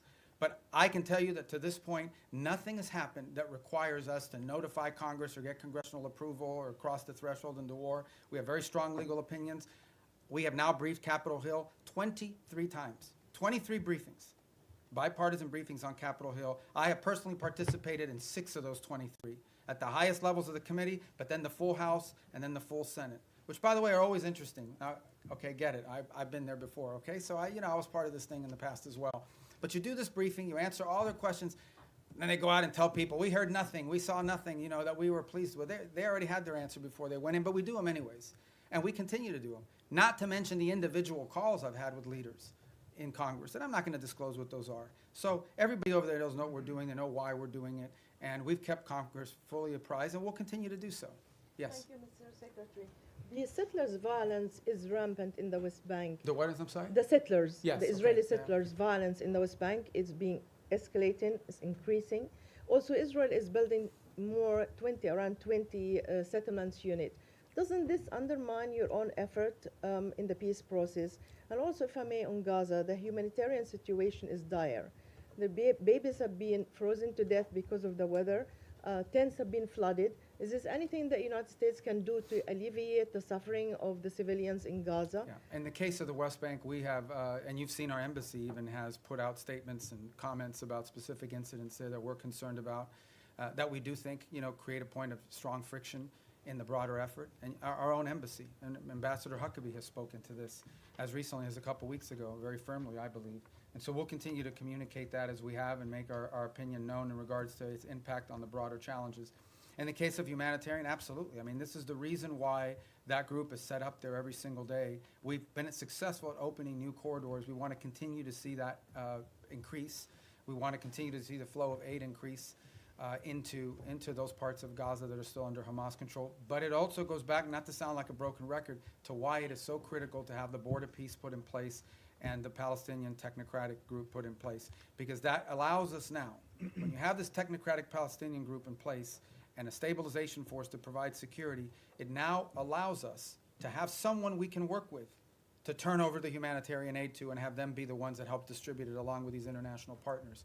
That's what the point we're trying to get to, that we can get to a point where that is, and part of the thing with humanitarian aid is also security. Someone has to provide security for these convoys as they go in, because oftentimes they have been attacked, they've been looted, they've been so forth. We don't have a force that can do that right now unless the Israelis are going to go in, and that would violate the ceasefire. But if we have a stabilization force on the ground, they could provide security. And then the technical side of it, the logistical side of it, along with the international partners, is what the Palestinian Technocratic Organization can do. That is why we are in such a hurry to finalize that phase of this deal so that the aid can flow. And not just aid, then we can move from aid to reconstruction, which is the goal everybody has. You want to reach a point in which you're not providing aid because Gaza has an economy, and it's not an economy controlled by Hamas. But we can't get to that stage until we can secure the place. And that's why we're in such a hurry to finalize that phase of the deal. Yes, sir. Vladimir Putin today I thought you were introducing yourself. No, no. Vladimir Putin. I'm Vladimir Definitely Putin. not. Definitely not. Vladimir What Putin. are you doing here? Nick Schifrin, PBS NewsHour. Vladimir Putin had his own end-of-year press conference today. Oh, he's trying to step on my message. Yeah, exactly. His went, I think, 4 hours, so we got at least 3 hours. And he said he was willing to end the war in Ukraine. I bet you he didn't do it in Spanish. He did not. All right. Go ahead. I'm sorry. No, it's all right. He said he was willing to end the war in Ukraine based on principles he had outlined last summer, and that included a complete Ukrainian withdrawal from 4 regions, most of which are not occupied by Russia, recognition of occupied Russian territory in Ukraine, and the complete lifting of sanctions. That goes beyond some of the recent conversations you've been having. So do you think Putin is serious about peace, and is the U.S. willing to recognize occupied Russian territory in Ukraine? Look, I think ultimately there is what people say, and I'm not claiming that that's not his position. I'm just saying there's what people say and then what people do. In the end, we're not going to base our approach to finding peace here on the basis simply of what people are saying. We're going to base it on what people are willing to agree to, what countries are willing to agree to. Our role is very simple. We try to understand what the Russian position, how much can they give and what do they have to have. We understand the Ukrainian position, and we try to find whether those two things can overlap. Maybe that happens this week. Maybe that happens next month. Maybe that's not ready for a few months. That's not up to us. That's up to the two sides. In the end, it's up to them to make a deal. We can't force Ukraine to make a deal. We can't force Russia to make a deal. They have to want to make a deal. The role we're trying to play is a role of figuring out whether there's any overlap here that they can agree to. And that's what we've invested a lot of time and energy and continue to do so. That may not be possible. I hope it is. I hope it can get done this month before the end of the year. I want it to end as soon as possible. I know the president is deeply committed to helping it end. I know this, though. We're the only ones that can do it. If we were not involved, no one would be talking to both sides. The UN can't do it. Who else is going to do it? Nobody in Europe can do it. So I think the one thing people should have is an expression of gratitude that President Trump is willing to continue to engage in this despite the fact that we haven't yet gotten the outcome that he hopes to have, because no one else could do it. So that's what we're trying to do here. So this whole narrative that we're trying to force something on Ukraine is silly. We can't there's no peace deal that Ukraine, there is no peace deal unless Ukraine agrees to it. But there's also no peace deal unless Russia agrees to it. We are just trying to find whether there's common ground that we can make happen. And maybe that's not possible. Maybe it is. Maybe that's not possible right now. But we don't think our work could potentially serve as a baseline for that in the future. Maybe it is possible now. We're going to continue to test it and see where we can get to. Is the U.S. willing to recognize occupied territory? I'm not going to speak on any specifics of any deal because we're not going to be able to negotiate a peace deal, especially one like this, in the media. Suffice it to say, let me just put it to you this way. There can't be a peace deal unless Ukraine agrees to it. And there can't be a peace deal, of course, unless Russia agrees to it. But remember that. Any peace deal is one that Ukraine has to agree to because they're a combatant. If Ukraine says we don't agree to it, there won't be peace. So our job is not to force anything on anyone. It is to try to figure out if we can nudge both sides to a common place. And guys, in a conflict like this, in a war like this, that's not easy. It takes a lot of time. We're going to have some patience with it, unfortunately. It's already gone longer. But understand why the president cares about this, okay? Because let's be honest here, and I'm not trying to diminish this, okay? Because it's an interesting position to be in. The United States only we don't provide weapons to Russia. We only provide weapons to Ukraine. The United States doesn't sanction Ukraine. It's only sanctioned Russia. And yet we are still the only country in the world that can talk to both sides. So let's be clear about the role we've played in this so far. I mean, we're the only ones that can. So I don't mean to be dismissive of why this matters or it's important, because this is going on in another continent. We've got issues in our own hemisphere we need to be dealing with. That if you were to ask prioritization, I would argue that something in our hemisphere from our national interest is more important than something in another continent. But it doesn't make Ukraine and Russia unimportant. We care about it. That's why we're involved in it. But by the same token, why does the president care? I'll tell you why. This week, 9,000 people will die, including like 5,000 or 6,000 weekly Russian casualties, okay, in a war. This is a bloody, nasty conflict. In the same time, the entire electric grid, the entire infrastructure of Ukraine is being destroyed almost as fast as it's being rebuilt. Every week that goes by, the cost of rebuilding that country gets exponentially higher. It is now becoming generational reconstruction.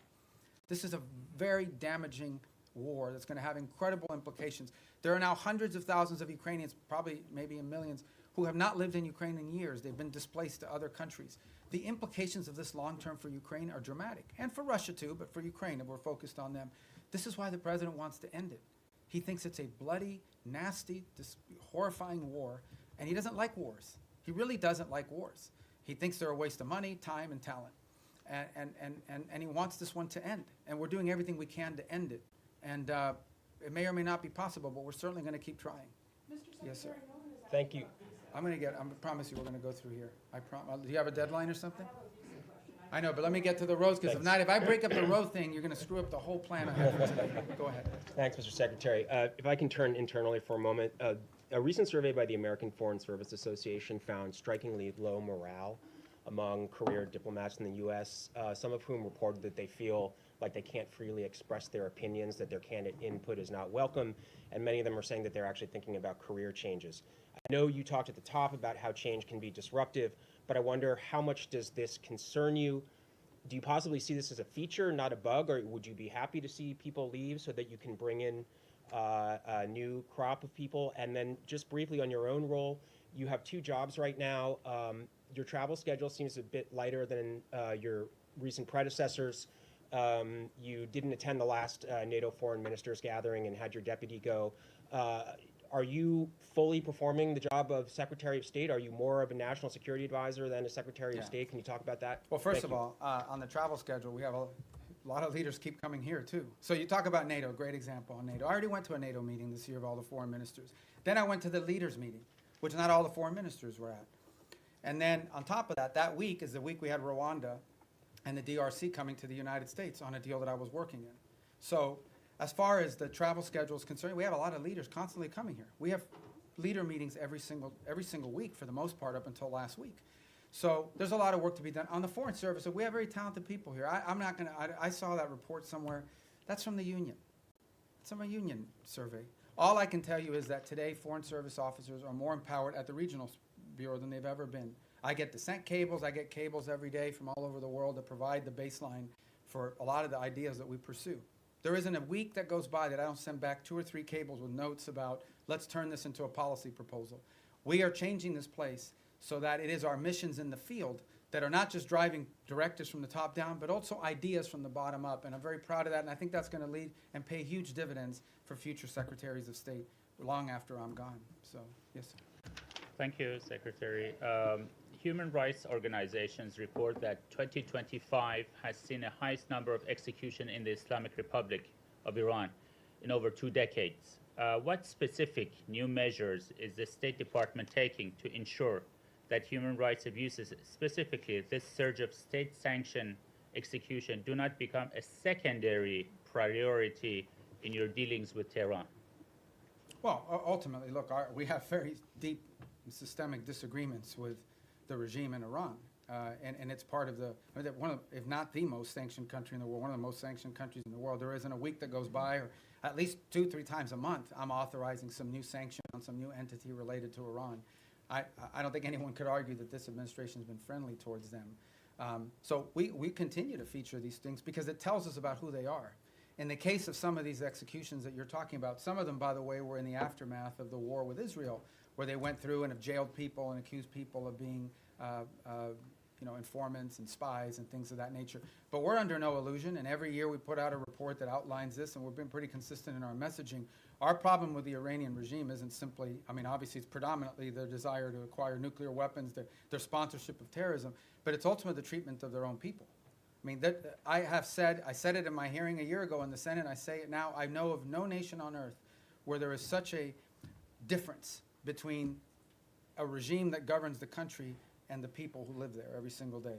That regime is not reflective of the people who live in Iran, who are the inheritors of a proud and long cultural legacy and a proud history. And then you've got a clerical radical regime that has driven that and taken the wealth of that country and used it not to enrich secure their people and their future, not to make sure they have enough water and electricity.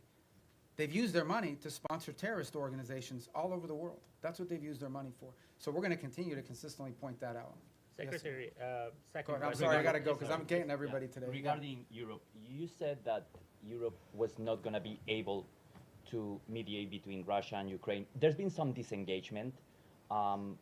There's some push within the European Union to either not comply with the increase in defense spending that the United States has been promoting, or also some European countries like Spain promoting closer ties to China, or going to China, or inviting more investment from China, or even Chinese technology in critical infrastructure.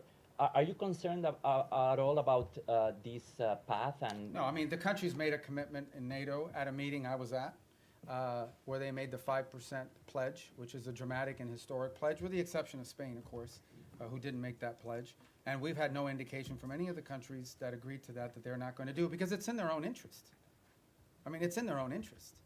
The bottom line is, increasing their defense capacity is in their interest because it's their defense. As far as opening up to China, look, one of the biggest problems Europe faces is they're being flooded with cheap Chinese goods, including Chinese cars. They're being flooded. Their own industrial base is under attack by unfair Chinese practices economically. So, I don't know about the rhetoric you're pointing to or the examples, but that's a threat that Europe faces, and they need a rebalancing as well. They're also, like we are, experiencing disruptions to supply chains and things at the economic realm that are very problematic and dangerous for national security. So we would expect them to act at their national interests, both continentally and individually as their own countries. All right, we got to speed it up. Yes, ma'am. Hi, Annalise Nielsen from Sky News Australia. In your national security strategy, you've warned Europe about civilizational erasure. When you've been watching what's been happening in Australia with the rise of anti-Semitism and our government's response to the Bondi massacre, our Prime Minister's dodged direct questions on Islamic extremism, but then unprompted evoked right-wing extremism as a threat. Do you have any message to Australia about civilizational erasure, and why is America watching? Look, I just think it's very simple, and that is that any mass migration is highly disruptive to any country. We talked about it here in the United States. When you experience mass migration, I don't talk about immigration, I'm talking about mass migration. Okay, mass migration is a negative thing. It's not positive. And it's very difficult for any society to absorb and assume hundreds of thousands, if not millions of people over a short period of time, especially if they come from halfway around the world. There are cultural and assimilations issues related to that, et cetera. And so these are concerns that it's concerns I have about our own country primarily. It's been a priority of this administration to address this. But I think it's a growing concern in Europe. I mean, there are other voices in Europe and obviously in Australia as well that have expressed concern about this. These are facts. This doesn't make you anti-anybody. What it makes is you do have, as a sovereign country, the right to control how many people you absorb, how many people you allow in, and who those people are. This is a very basic sovereign right. Okay? It doesn't mean you don't allow any people in. There are people coming into this country every day to visit, to work, to live permanently, but you have to know who they are, and you have to have some limits and controls over what those numbers are. And obviously, because of some of the things we've seen, mass migration over the last decade has been highly disruptive, not just to the United States, but also to continental Europe, and in some cases in the Indo-Pacific as well. So I just think this is a real challenge that multiple Western advanced industrialized countries are facing, and I think it's pronounced in parts of Europe as well, and obviously, at least on the basis of your question, appear to be a challenge as well in Australia. All right, to the next row. Yes, ma'am. Hold on, Andrea, right behind you. I'm going to get to everybody.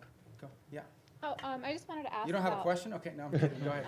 On Ukraine this weekend, the meetings with the Ukrainian delegation and the U.S. delegation, are you planning to participate It's in in those Miami. meetings? They're starting today and tomorrow. I may be there tomorrow for a portion of it.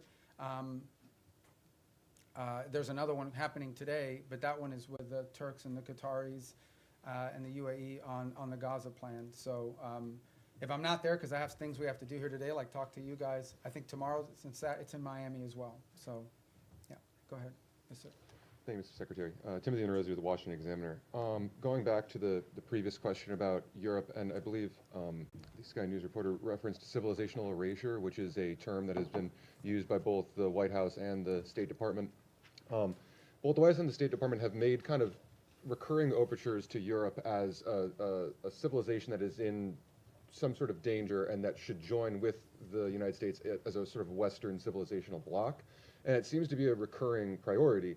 However, with the release of the National Security Strategy, many European leaders, leader of Germany, members of the EU, of the European Parliament, have found it totally unacceptable or offensive or question the allyship of the United States with the rhetoric that was used. So I just wonder if the United States is correct in that these policies, like mass migration, will lead to civilizational erasure. Is it possible to save European civilization if the governments simply don't want to be saved? How has this alliance long been described? As the Western alliance, right? What is it that, and it's not just me saying, you go to these NATO meetings, you meet with people, what they will tell you is our shared history, our shared legacy, our shared values, our shared priorities. That's what they talk about as the reason for this alliance.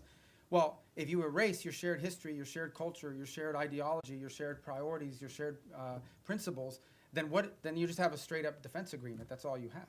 So what I'm trying to point to, and what we've tried to point to, is very simple. That is, at the bedrock and at the cornerstone of our relationship, with example with Europe, is the fact that we do have a shared culture, a shared civilization, a shared experience, and shared values and principles on things like human rights, on freedom, on liberty, on democracy, on all sorts of on the rights of the individual, on all these sorts of things that we in this nation are the inheritors of in many cases, because many of these ideas that led to the founding of our country found their genesis in some of these places in the Western Alliance. If you take that away, if that's wiped out because for whatever reason it's no longer a priority, I do think it puts a strain and threatens the alliance in the long term and in the big picture. Now, whatever internal politics causes people to dispute this, I'm not going to comment on, other than to tell you that I do think that at the core of these special relationships we have is the fact that we have shared history, shared values, shared civilizational principles that we should be unapologetic about. This is a nation that was founded on Western principles. Founded on Western principles like liberty, the value of and the right of the individual, the right of self-governance. These are all Western values. Now, others may have adopted it in different parts of the world, but they emanate from Western history. And it's something that we should be unapologetic about. Why would we be apologetic about it? Anyone who doesn't recognize, for example, that many of the features of our system of government find their root in Roman and Greek history is a fool. Is a fool. It's just not true. And so I think that we need to understand and embrace that, not negate it. And I think that's what we're pointing to here, is that we are concerned that particularly in parts of Western Europe, those things that underpin our alliance and our tie to them could be under threat in the long term. And by the way, there are leaders in those countries that recognize that as well. Some say it openly, some say it privately. In the eastern and southern part of Europe, they're much more open about it. Nonetheless, it is a factor that needs to be addressed. Yes, ma'am. Was it the New York Post? So you said earlier that you don't see a surrender happening anytime soon when it comes to Ukraine and Russia. Putin says he will accept nothing less than an unconditional surrender, but if this latest intensive push for peace talks fails, is there anything that the U.S. can do to make Russia want to end its war? And then secondly, some of the most major foreign policy issues from Venezuela, Iran, Ukraine, Israel, have been assigned special envoys who do not report directly to the State Department, which obviously has a larger view of how these conflicts affect each other. How intimately has State been involved with these envoys' strategies and actions this year? And do you see State taking a larger role in these kind of day-to-day negotiations? I disagree with the premise of your question. I mean, every envoy that's been involved in all these critical issues, I personally work with very closely. I talk to them 4 or 5 times a day, or meet with them, or they're in the White House, or they're here, primarily in the White House, or they're involved in the same meetings we're involved in. I mean, that's just not factual. No one is out there doing independent action. All of it is strongly coordinated. It's one of the benefits of also being the National Security Advisor, is it allows us to also organize the interagency. Every single one of these envoys, I speak about Steve Woodcock in particular, who's a phenomenal person, very smart, very talented, who dedicates, he doesn't get paid to do this job, he does it for free. And he invests a tremendous amount of time, full time on this thing, traveling all over the world, doing all kinds of things.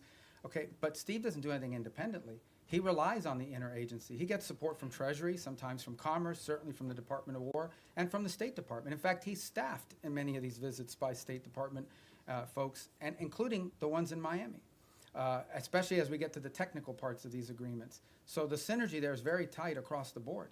And so I think that's just not factual.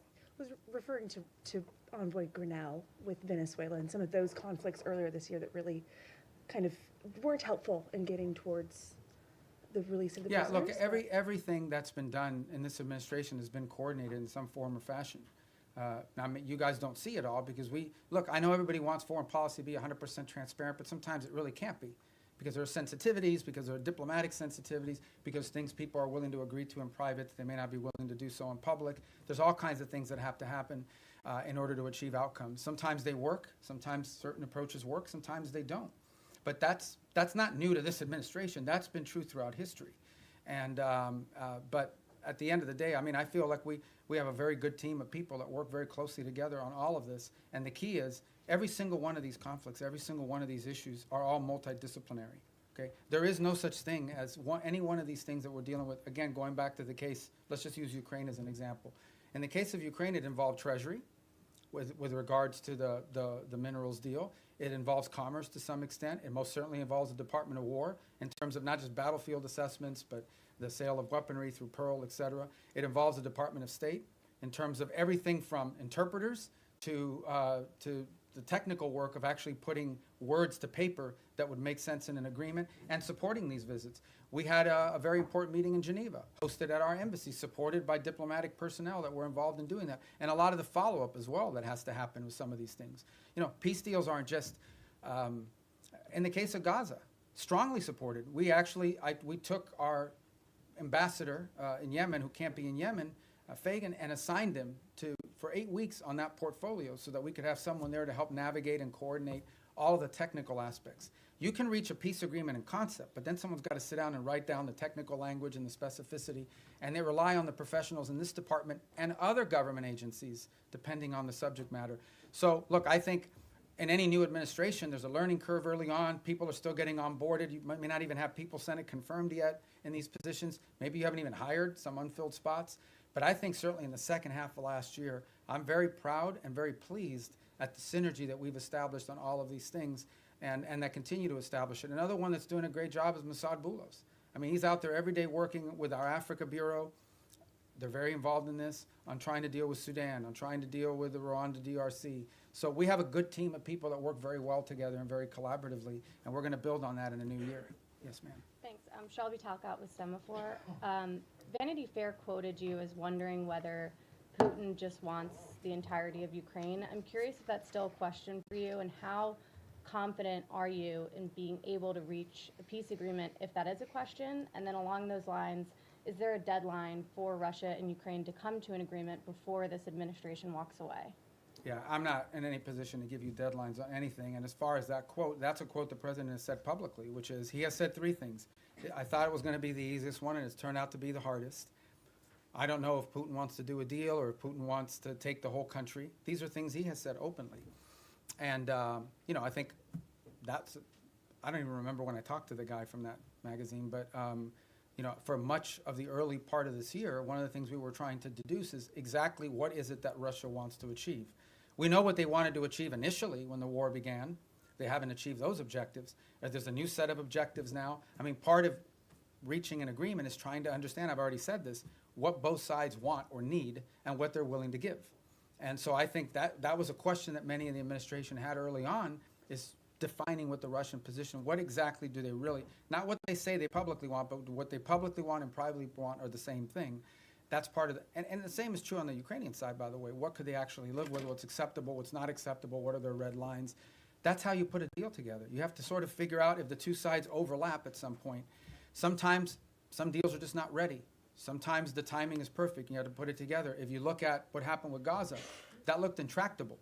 And then a series of events occurred that made it possible. For example, the strike inside of Qatar that the Israelis took at the time, was a sort of a dramatic thing, but in some ways it sort of set in motion a sense of urgency to bring this thing to an end before it spread. So sometimes you just have to be ready for a change in circumstances or conditions that allow progress to be made. But these things are hard to do. They take a lot of time. Sometimes it takes some patience. It's just unfortunate that that every day that goes by, more people are died and more people die and more things are destroyed. Yes, sir. To come back to your comments earlier on Sudan, you mentioned this concern about transshipment and weapons coming from overseas to Sudan. Could you sort of put a slightly finer point on it? Have you raised this with the UAE in your meetings that they need to stop providing support to the RSF? And have you got any commitment or any kind of look, none of these, neither side has their own factories for the most part, right? All these weapons are acquired from abroad. They have to come from somewhere else, and they have to come through somewhere else. So someone is allowing it to be shipped in, and someone is actually shipping it. So we've had the right and appropriate conversations with all sides of this conflict, because that is their leverage. Without their support, neither side can continue. So that's why we need to engage, and that's why we've engaged the parties involved in all of this. I don't want to find myself here in a position of picking on anybody other than to say that we think and we're hopeful that we can make some progress on this, but we know that in order to make progress on this, it will require outside actors to use their leverage and their pressure to make that come about, particularly this humanitarian truce, which is the first thing we want to achieve. We think that outside actors have the leverage and the influence over the players on the ground to bring about this humanitarian truce. And we are very focused on it. I had a conversation on it yesterday. We have spoken to the UAE, we've spoken to Saudi, we've spoken to Egypt, and this is not new. We've been talking to them. We signed a document with them in September at the UN gatherings. We had previous meetings with them before that. So this is not a new engagement. It's just one that's had a higher sense of urgency given recent events there. But yeah, we're involved every single day trying to work through this, because we do understand that and this is not new to this conflict. It is in many ways similar to what happened to happen in Gaza. What brought Hamas to the table, among other things, was the fact that some of the countries that had relationships with Hamas, like Qatar, like Turkey, played a very constructive role in bringing them to the table and pressuring them to sign an agreement. And we played a similar role on the other side. So, it's not unusual that you would involve outside actors in using leverage to bring parties to the table to agree on something. Yes, ma'am. Thank you, Mr. Secretary. On Venezuela, what is the U.S. willing to commit if Maduro is ousted from power to ensure that the country doesn't plunge further into instability in sort of a power I don't have any vacuum? announcements on that right now. And do you see Maria Corina Machado and Edmundo Gonzalez as the heir apparents for power? Well, we don't believe Maduro's not legit. We've been pretty clear. We didn't recognize him as a legitimate president. The previous administration didn't as well. The first Trump administration didn't either. He's not the legitimately elected president. They had an election last year that was stolen, and everyone knows it. Even all the countries in the region know it. And but I don't really have anything to add other than what I've said today with regards to Venezuela. Thank you, Mr. Secretary, for doing this. According to a poll by the Reagan Institute, 62% of all Americans support the use of military force against suspected drug traffickers in the Caribbean. And among MAGA Republicans, 90% support the military use against suspected drug traffickers in the Caribbean. So how does the State Department view or analyze these figures? Yeah, I mean, we don't do foreign policy by poll, and our job is to carry out the directives of the president. The president was elected. Donald J. Trump was elected the president of the United States, and he promised that if elected, he would go after drug cartels, and that's what he's doing. He is keeping a promise he made to the American people upon which they elected him to be president. He told them he would protect this country, and that's what he's doing, and he told them he would go after drug cartels, and that's what he's doing. So it doesn't surprise me if that poll is accurate, because the president's simply living up to the promises that he made when he ran for office. Yes, ma'am. Mr. Secretary, on Gaza, you've said repeatedly in this room now that this is peace is a process, that phase 2 could take next 2 to 3 years. Is there a possibility? To fully implement. To fully I mean, implement. You can't build buildings in one day. Right? Is there a possibility in your mind that the status quo, more or less as we see it now, with this sort of insufficient flow of aid, periodic violations of the ceasefire by each side, a lack of reconstruction, and of course the absence of an international security force, that this could potentially continue more or less through the rest of the president's term? And if not, I'm not asking for a date, but I think we'd all like to know. We've heard from the president and yourself that there are all these countries that want to join the international security force. When will they deploy? Are we talking in the next year, in the next couple of years? And is there a certain amount of time that could pass at which point the administration, without an ISF, at which point the administration would green light or will green light Israel to resume its war? The way to answer that question is this way. No one is arguing that the status quo is sustainable in the long term nor desirable. And that's why we have a sense of urgency about bringing phase 1 to its full completion, which is the establishment of the border peace and the Palestinian Technocratic Authority or organization that's going to be on the ground. And then the stabilization force comes closely thereafter. Once we've established that, we have a lot of confidence that we are going to have the donors for the reconstruction effort and for all the humanitarian support in the long-term building of phases 2 and phases 3. We just don't think that we're going to get to phase 2 or phase 3.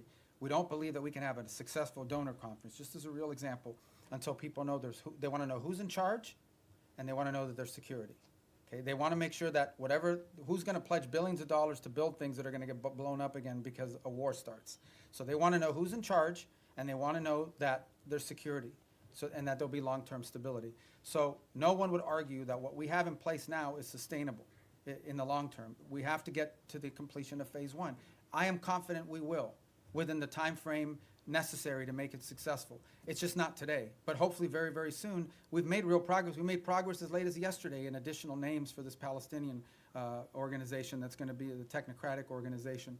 So I think we're very close. I think we're going to get there. I'm optimistic that we're going to be able to get through phase 1.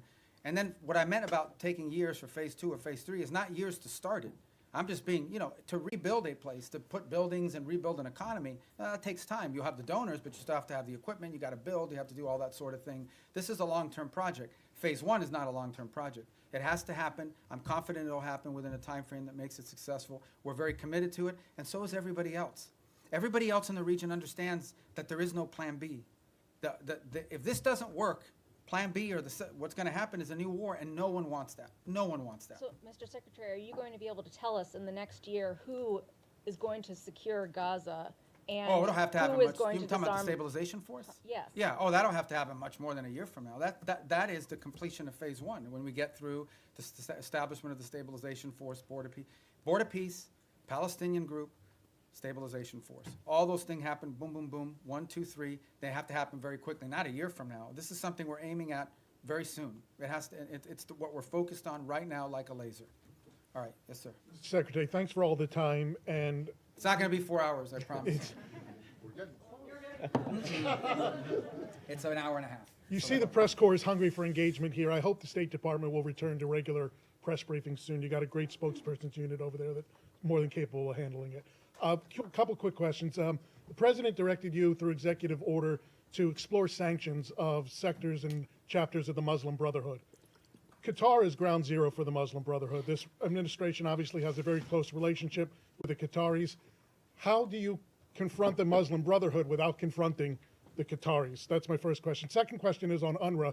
There's a report that the State Department is in deep discussions about possibly sanctioning UNRWA. What's your mindset on that, and do you feel there is any role for UNRWA absent humanitarian aid delivery in the future? I think we can deliver humanitarian aid without UNRWA. I think UNRWA is a corrupted organization that's unsalvageable, period.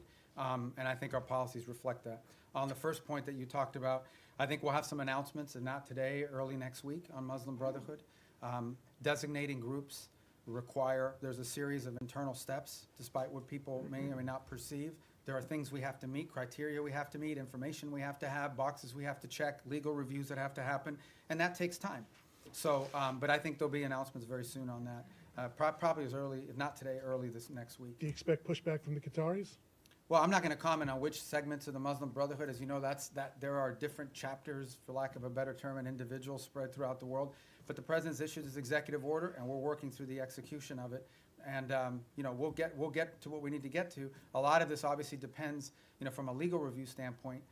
You have to have certain information that you can cite in order to justify the designation.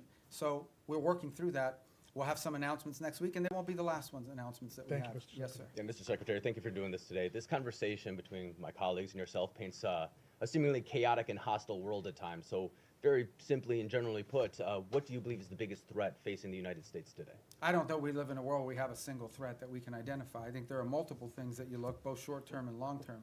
As I pointed to in the hemisphere, in our own hemisphere, closest to home geographically, it's the rise and the power of transnational criminal terrorist group who are destabilizing nation states throughout the region and pose a direct threat to the United States through overthrowing governments, destabilizing these governments, leading to mass migration, and certainly the trafficking of drugs, and also providing fertile ground for potential, outside of hemisphere actors to act within our hemisphere in the long term. That's a major threat. I think we face some challenges. And we know the United States industrial base, the United States supply chains become dangerously dependent on other countries for many of the things that are elemental and critical to not just sustaining what we have, but building the economy of the 21st century. And so building up our industrial base and diversifying our supply chains are a critical threat that the United States needs to confront. I think related to that, not directly related to the Department of State, but somewhat related to the United States, is building up our defense industrial base as well. One of the challenges that we face, and so does much of the world, in the West, is the ability to build weaponry at a scale and scope necessary, not just to deal with the threats of today, but to innovate and develop those tomorrow. It simply just takes too long to build up defense articles, get them to market in a timely fashion. And not only do we complain about that, but we have allies who want to buy things from us that we just haven't been able to produce fast enough. And so the president's made that a priority to confront. I think beyond that, I think you would argue that in the big picture, long term, we have to understand that the United States has interests in every part of the world that are related to these two threats. In the case of Africa, we see countries that have extraordinary opportunity to develop economically, the youngest population in the world, and the United States wants to have relationships, both commercial and personal, with many of these nations as they emerge in their own right into an era of prosperity. And we want to be there to help assist in that if possible. We want to make sure that American interests are taken into account. Unfortunately, there are many countries around the world that in the past have had to rely on predatory practices of other countries to receive stability, to receive funds necessary to build infrastructure or what have you. We want to make sure that American businesses are at the table offering alternatives, be it in telecommunication, be it in artificial intelligence and technology, be it in basic infrastructure. So there's a lot of things to uncover and unpack, and I think in the long term as well. And I think our national security strategy reflects a lot of this. So I wish we lived in a world where we had one major threat. Many of these are interrelated. Yes, sir. Thank you, Mr. Secretary. I was going to ask my questions in Calibri, but since you do not communicate that in that Times anymore, New Roman. I am. I'm going to ask in Times New Roman instead. Sorry about the Dolphins. That's all right. I know that you don't want to predict anything, but whether you're at these meetings in Miami, obviously not today, but maybe tomorrow, do you think that there's any chance of having some kind of announceable progress before New Year? In other words, are we going to be working on New Year's Eve? We might be, if it's necessary and productive. We're going to work as long as it takes. Okay. And by the way, these are the meetings you know about, but there's talks going on every single day. There was a meeting earlier this week in Berlin. There's phone calls every day. There's phone calls every day, be it with my counterparts that are national security advisors or my counterparts that are foreign ministers, or what Steve is engaged in, or what Jared's been engaged in, or what even at the diplomatic level, some of, there are days where it's Matt Whitaker, over our ambassador to NATO, that's involved in a conversation, or one of our ambassadors, one of the nation states that are relaying back a conversation or involved in one. So there's work happening every day, all the time, probably around the clock, not just on Ukraine, but on all these other things. Okay. And then So, just but these are the meetings you know about, and everybody kind of focuses on them as big events, but there's work happening all the time that lead up to those meetings and follow those meetings. As far as predicting a timeline, look, I'm not going to do that. This is a difficult task. It's an important one. We're focused on it. We want to get there as soon as possible. Okay, so, and then, obviously Gaza and Ukraine are still works in progress, but of the peace agreements that have been reached so far, 2 of them are in obvious trouble, right? You know, obviously which ones they are: Cambodia, Thailand, DRC, Rwanda. In retrospect, and I know that work is being done to try and resuscitate these, but in retrospect, do you think that the administration, the president, but also others, declared victory on these too early? I mean, this fighting, for example, with Thailand and Cambodia did stop. Both sides have made commitments in writing that they signed. Those commitments today are not being kept as a result of both sides claim grievances against one another. And so the work now is to bring them back to the table. The ASEAN ministers will be meeting on Monday. I had a call yesterday with my Thai counterpart and intend to do the same, and we've been involved, the president, in conversations this weekend. And our hope is between now and Monday to work to bring everybody back to compliance with the agreements that were made. In the case of the DRC and Rwanda, we have signed commitments from both sides. Those commitments are not being met. But at least we have the signed commitments. We now can hold people to something, and we can push them. And in that case, by the way, for example, in the case of Rwanda DRC, as a good example, not only have we been engaged, but we have asked our friends on the Hill, both Republicans and Democrats, to also engage in conversations of their own with these leaders so they understand this is a bipartisan, multi-branch of government interest in this topic. But the good news about both of those is we have signed agreements. At least we have something we can push them towards compliance on. But as I said, in many of these cases with peace, you sign a peace deal, there's compliance, something happens, they fall out of compliance, you got to bring them back, you got to try to push. But at least instead of negotiating something new, you're simply trying to now push people back to compliance with what they already agreed on. So I think these were achievements. In the case of Cambodia and Thailand, it actually did stop fighting. It has now restarted, and we are working hard to push everybody back to compliance. And we are cautiously optimistic that we can get there by Monday or Tuesday of next week. We're hopeful. But there's more work to be done to that point. All right. Thank you. Mr. Secretary, you've said, including here today, that Maduro doesn't honor deals. How can the U.S. achieve the goal that you're describing of stopping the drug traffickers and the terrorists without Maduro leaving, number one? And number two, a topic that hasn't been asked about yet, State Department officials have recently met with visiting AFD officials from Germany, and we're hearing from AFD members as well as analysts who see the national security strategy as an effort by the administration to endorse the AFD. Can you share anything about the views of your views or the views of the administration on the AFD in Germany? Yeah, I mean, on the case of Venezuela, I mean, I've answered it repeatedly now. I can only tell you our national interest is ending the flow of drugs towards the United States and these terrorist activities that are occurring that include cooperation with these gangs. Beyond that, I'm not going to speculate on what leads us to that outcome, other than to say that we're very committed to reaching that outcome. We meet with a broad array of political actors in multiple countries all over the world. They come, they visit the United States. We want to know who they are. We want to meet with them. We want to hear them out. As I told you, we have a president who generally does not view meeting anyone as a concession. So there are broad political actors. We've met with broad political actors from different parts of the Western Hemisphere as well, and broad political actors from different parts of the world. So I think it's important, and part of our job is to understand the full political spectrum of countries around the world, including countries we have alliances with.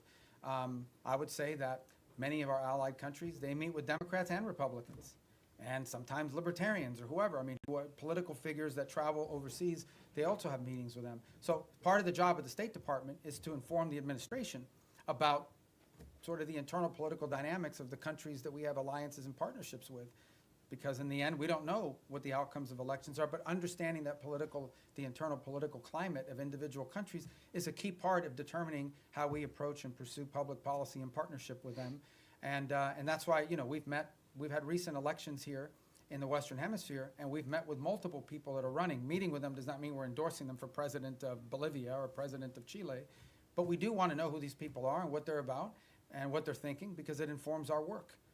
And by the way, so, you know, we do that from the embassy as well. I mean, we get a lot of the cables I have is a meeting they met with someone who's going to run for president in 2 years. That doesn't mean we're endorsing the person, but we should probably know a little bit about them in case they win. And even if they don't win, if their party has votes in the parliament or votes in their legislative branch, that's an important factor to consider. Yes. Thank you. Some key European and regional allies say they're limiting intelligence sharing with the United States because they're worried that the boat strikes violate international law and they don't want to be involved. Doesn't that strain these relations with key partners that you say you need in order to do these broader security efforts in the region? No. No, it doesn't. I mean, ultimately, at the end of the day, I'm not going to comment on intelligence matters. Look, every day I read stuff that's just not true. Every day. I'm not telling you guys are being, but you guys are being lied to sometimes. Like, sources will come to you and tell you things. Just because they have a government email doesn't mean that they know what they're saying. Maybe they just want to sound important. Maybe they have other incentives. I'm not opining about your question in particular. I'm just writ large, but I'm not going to talk about intelligence matters. Suffice it to say that the United States, every boat strike we've conducted, okay? This is not people seeing a boat and say, okay, let the drummer get wicked and blow him up. We're not talking about that stuff. We are presenting every single one of these is justified. We know who's on those boats. We've been tracking them from the very beginning. We know everything about them, okay? There are boat strikes we don't take because they don't meet the criteria, the legal criteria. We have everything we need, and it's one of the reasons why you've seen this massive deployment in the region, is to be able to gather intelligence and paint a picture that we can justify to lawyers based on the law. So I'm very confident about that effort. It's been very successful. Thank you, sir. Back to terrorist designations. Last month, the State Department designated 4 European groups aligned with Antifa as foreign terrorist organizations. Could we see more designations like that in the works for left-wing extremist groups, and what could the scope I mean, of if that the look group's like? involved in firebombing, if there's anybody involved in, you know, activities such as that could potentially inspire or lead to violence in the United States, we're going to designate them. So sure, if you have any we want to suggest, I will look at them. Okay, here you go. I told you we'd get to you. Go ahead. Thank you very much. Thanks for your patience. Mr. Secretary, I wanted to drill down on the way you and the administration see America's national interests, because you said that Ukraine is not on our continent, not our war. You said something in our own hemisphere is more important. So this involves both our commitment to the negotiations in Ukraine, which the President is passionately committed to for ending the rising numbers of deaths, he says. Russian President Putin told my colleague, Keir Simmons, today at the news conference in Moscow, "We do not consider ourselves responsible for the loss of life because it was not us who started this war."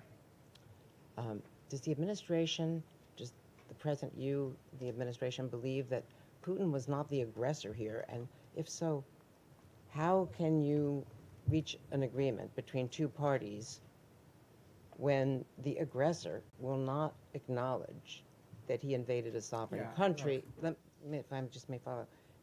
So how do you reach any kind of compromise or ceasefire when Vladimir Putin repeatedly says, and you say that may not be what he really believes, but he has never said that he would make concessions publicly, and he's never said that he invaded Ukraine. He's always said that that is Russian territory. So why is that not in our national interest?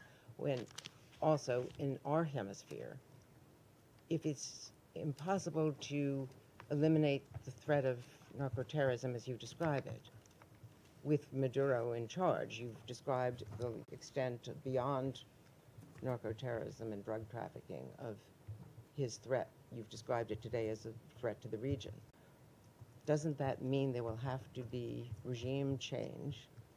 And is it in America's national interest to get involved in regime change in our hemisphere, given what's happened before? And why is Maduro this overriding, I mean, he is an overriding threat by all acknowledgement, but why is the former president of Honduras not a regional threat, who was personally involved in hundreds of tons? Right. So let me take the second one for the first one. On the president of Honduras, I'm not involved in the pardon process, which is what that was. He's no longer in office. So that might be. He was in a U.S. prison. No, I understand, but I can't comment on our pardons process because that's not an area that I have many jobs, but that ain't one of them. So I'm not hiding from it. I'm just telling you I don't know. I can't give you an informed answer on that because I was just involved in that process. As far as the question of Maduro and his impediment, look, I've just made the observation that it's hard to make a deal with someone. Everybody says, everybody says we should go to negotiation. All I'm observing, maybe, I'm just saying, all I'm observing is he's never kept any of the deals he's made in the past, which makes it difficult to consider making one in the future. Beyond that, I'm not going to speculate about what might or may not happen. Ultimately, I can tell you what our goals are and what our interests are, and that's how we've defined them. Well, in Now, 2019, didn't he get bailed out by Cuban military, Cuban intelligence, outside forces? And so ultimately, with this blockade, is this partly, yes, Maduro, but No, partly to get at no. Cuba and Iran and No, the recipients of this sanctioned oil? This action on the boats, these are sanctioned, but these are enforcement actions. That's what they are. They are existing sanctions, and therefore 80% of their oil is shipped through ghost fleets. Okay, so we understand what we're talking about here. We are talking about boats that are basically privateers, okay, that are flying under false flags, that turn off the transponders, that spoof their true location. They are hired to evade sanctions. We are simply enforcing sanctions. Every one of these has a court order attached to it. We go to a judge, the judge issues the warrant, we're executing. These are enforcement actions. The fact that they happen to impact a terrorist regime, is a good thing, but they are enforcement actions, and we are conducting enforcement actions. On the case of Ukraine, no one has said that Ukraine is a zero in terms of our national interests. We have sold them billions of dollars worth of weaponry. We've provided them in previous billions of dollars worth of weaponry. We continue to provide them intelligence support. And we have sanctioned, the president has sanctioned the Russian Federation. He issued oil sanctions. All the oil sanctions everybody wanted him to do, he did them. He did them a month and a half ago. All I'm saying, now you point to all the stuff about, does Putin say this? Does Putin? That's why this issue set is difficult. I'm not claiming anything other than the fact that we understand it's difficult. We understand that you're not going to have a deal unless both sides have to give and both sides have to get. Both sides will have to make concessions if you're going to have a deal. You may not have a deal. We may not have a deal. It's unfortunate. The U.S. should walk away from that if it Well, is not a prime region interest, because it's not in our continent. That's not my decision to make. Ultimately, the president will make a determination if and when he feels like further U.S. engagement is no longer productive or serves the national interest. That's a decision the president have to make. I can't speculate about that. All right, yes. Mr. Secretary, a question for you on Venezuela and then quickly on Ukraine. You mentioned Maduro was not the only one indicted by the United States in the Southern District. Does that mean it is U.S. policy that not just Maduro, but his top regime lieutenants, cabinet members, that they all must exit? Yeah, no, I point to the indictment simply as when people say, well, how do we are alleging that he is, and I guess, you can describe it any way you want. I just want to make clear, this is not something we came up with. Right. We're basing it on a federal indictment and a superseding indictment. Cabello's in there. Yeah, a bunch of people are. And so, but what it proves is, and the reason why I raise the indictments is because the indictments are the point of the $50 million reward. And I believe the $25 or $10 million reward for Cabello and for others.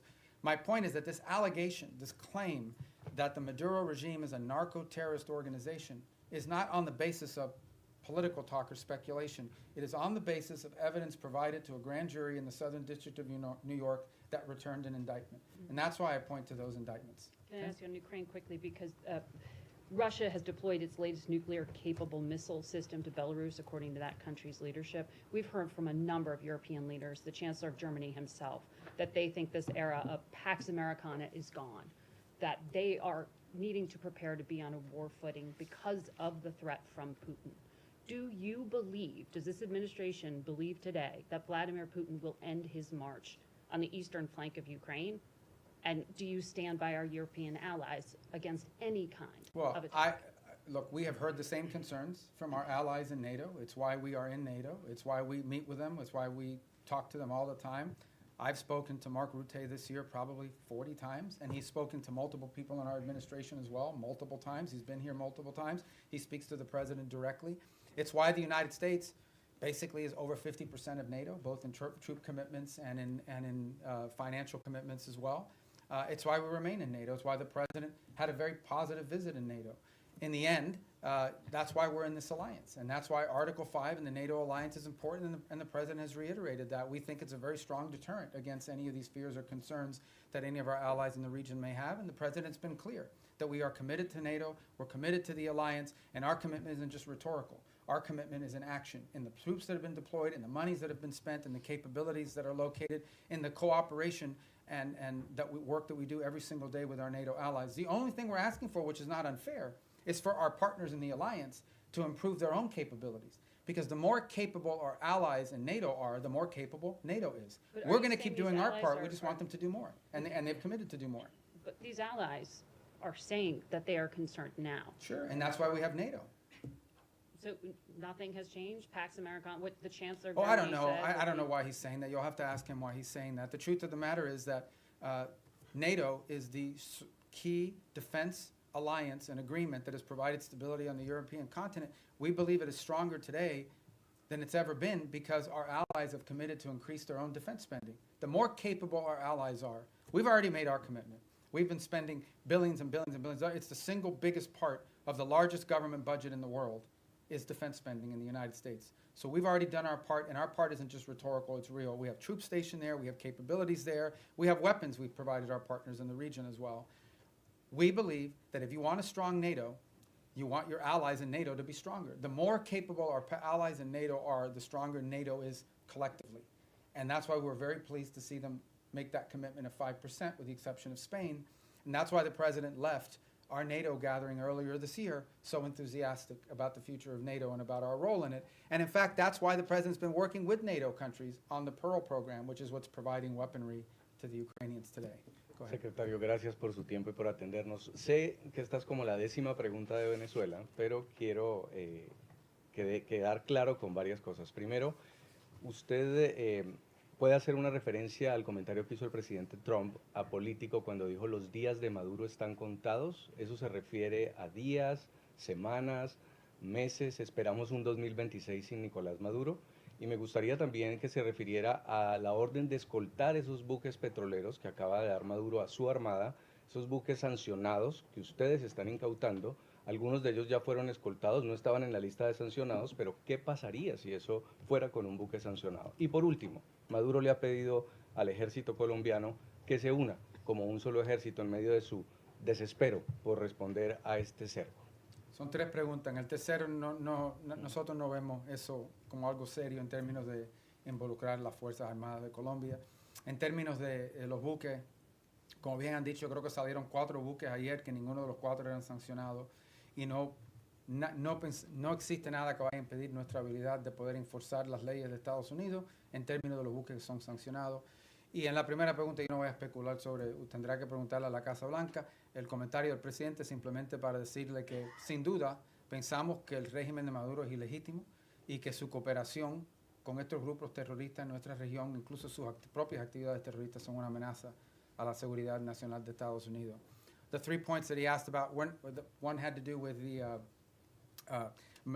Maduro calling on the Colombian armed forces to join ranks with him, and we're not really focused on that rhetoric. We're also not concerned about, there were 4 boats yesterday that were escorted by so-called naval vessels. Those were not sanctioned boats to begin with, but there's nothing that's going to impede our ability to enforce U.S. law when it comes to sanctions. We're not concerned about that. Sanctioned boats, we have the capabilities necessary to enforce our laws. We'll have a judicial order, we'll execute on those orders, and there's nothing that will impede us from being able to do that. And on the first point, the question was something about President Trump had said that Maduro's days are numbered. I didn't hear that quote. Was that a recent quote? ¿Esto fue reciente?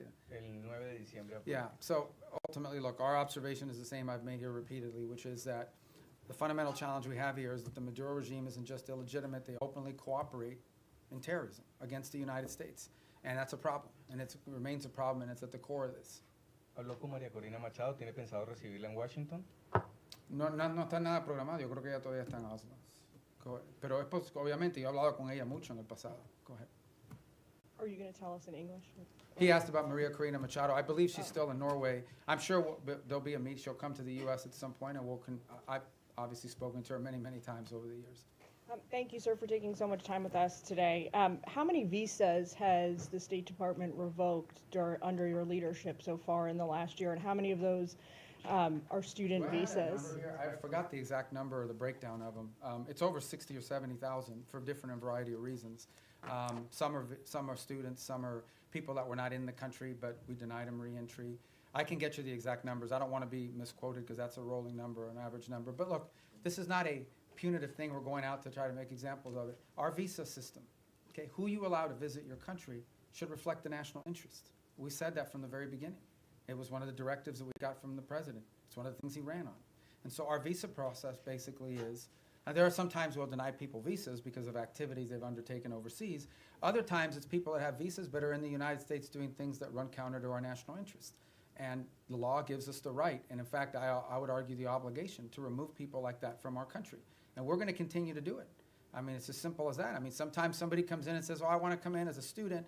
They're here as a student, and then once they're here, they're involved in nefarious activity. We're going to remove them from the country. But maybe they're here as a researcher. Maybe they're here as, I don't want to say journalist because you guys will get upset, but it could be anything. These are visitors to the country. A visa is a visitor. It's not a right. By the way, we deny visas every day all over the world. People will go to an embassy, they'll sit for an interview, and the consular officer will deny them a visa because of something that came up in their record, because of something that came up in their interview, whatever it may be. So if you have the power to deny someone a visa before they get one, you most certainly have the power to revoke it once they get one and then do something they shouldn't be doing. So there's a variety of reasons why visas are denied, but all of them are because it implicates our national interest or national security in some way. You began the briefing by talking about your confirmation hearing, and one of the core commitments or goals you set for yourself in that hearing was to rid the State Department of anti-Semitism and what the president calls DEI ideology. When you look back at the last year, have you done that, sir? Have we done what? I'm sorry. Rid the State Department of anti-Semitism and DEI ideology. Well, look, I think there were actions that were being taken that we're very concerned about in terms of statements that were made from some missions around the world or actions that were taken. Ultimately, what the president asked for is a government based on merit, where people were being promoted up because of merit, irrespective of their background, their ethnicity, the color of their skin, the first language they spoke, where they were born. We want to promote people on the basis of merit. We have redone the whole process by which we do promotions in the career foreign service. We've redone it in a way that prioritizes the right things. There were people not being promoted in the State Department because even though they were exemplar foreign officers, their DEI score under the previous administration was too low. There were people that were because they weren't committed enough to the DEI cause. So we have very talented people that did not get promoted in the State Department because they did a great job, but they had a low DEI score. We got rid of that. That's not going to exist anymore. We are going to judge people on how good they are at the job that they do. And by the way, we're also opening to promoting people, not just based on seniority. We have some very talented, and I say junior officers, like 10 years, 15 years is considered junior around here. They're very talented. If we don't promote some of these people, we're going to lose them. Because there's a lot of money to be made in the private sector, and the people want to pursue in life. If people don't see upward mobility where they work, if they don't see the opportunity that by working hard and being successful, I'm going to be able to get ahead, they think they're meeting roadblocks, they may leave and go work for another agency or outside of government. So we want to promote good people on the basis of merit. And I do think we have made changes. In fact, I just today approved a list of foreign service promotions for the president to submit to Congress, and it's on that new basis. So I'm really happy with that program. And look, we'll tinker with it, we'll improve it as time goes on, but we thought it was critically important that people be promoted on the basis of merit and skill, and not on all these other things, and certainly not on a DEI score. Thank you. Thank you, Mr. Secretary. Given that the Brown University and MIT shooter entered the U.S. with a diversity visa and Secretary Noem has since paused the program, is the State Department looking into considering pursuing permanent changes to the green card system, like changes to eligibility rules? Well, I haven't had a chance to talk to her. I know they suspended that program because they want this. And the reason why you suspend this program is not because you argue everybody who came in under that visa is a bad person and is going to shoot a place up. It's because you want to determine whether there's something in the vetting of that program that's insufficient. Is there a systemic problem in how those decisions are made that needs to be addressed? So I think it's wise to suspend a program until you understand whether there's a deficiency in the program. So you just had a guy that came in through a certain route. You suspend the program to figure out whether something that came up in the interview process should have been a red flag but wasn't identified, so you can fix that before you restart the program. So I would imagine that's the process we're going to go through as well. Okay. Yes, sir. Thanks, Mr. Secretary. Thanks for all your time here today. An issue I believe is close to your heart, Cuba. Is it the policy of the United States to seek regime change in Havana? And should we see the developments that are going on right now with Venezuela, the U.S. policies, as part of an effort to bring down the communist government? Yeah, and if I may briefly, do you stand by your statement earlier this year that nobody has died from U.S. aid cuts? On your first point, I think it's not just a policy of this administration. I think every administration would love to see a different type of situation in Cuba. Cuba was a disaster. It's a disaster. It's not just because they're Marxists and because they're terrorists. They're incompetent. These are incompetent people, and they've destroyed that country. On the second point, I'm very proud of the changes we've made in foreign aid. Just yesterday, the day before, we are, I think before the end of this year, going to enter into over 50 compacts, health compacts with different countries around the world. Understand the way this used to work. We used to go to a country and say, we're going to give you a bunch of money for your healthcare programs. And then we would go out and hire some NGO in Northern Virginia or whatever. They would take their 60% cut off the top for administrative aid. They would take another 20%. Before you knew it, just a portion of that money was even reaching these countries. In many cases, many of those countries, it is true. I heard somebody whisper that's not true. It is true. In many of these countries, the governments didn't even know how much money was being spent. We are now entering into government-to-government compacts with these governments. And the compacts are the following. Not only are they provided assistance, but they are being provided a plan to build up their own self-sustainment and their own abilities internally. So that in the long term, these countries need less aid because they can now do it for themselves. Some countries may take 5 years, some countries may take longer, but we're very proud of that, and the countries are very excited about that. I'm also very excited about humanitarian aid. It's interesting, nobody, you guys didn't pay a lot of attention to this, but this happened.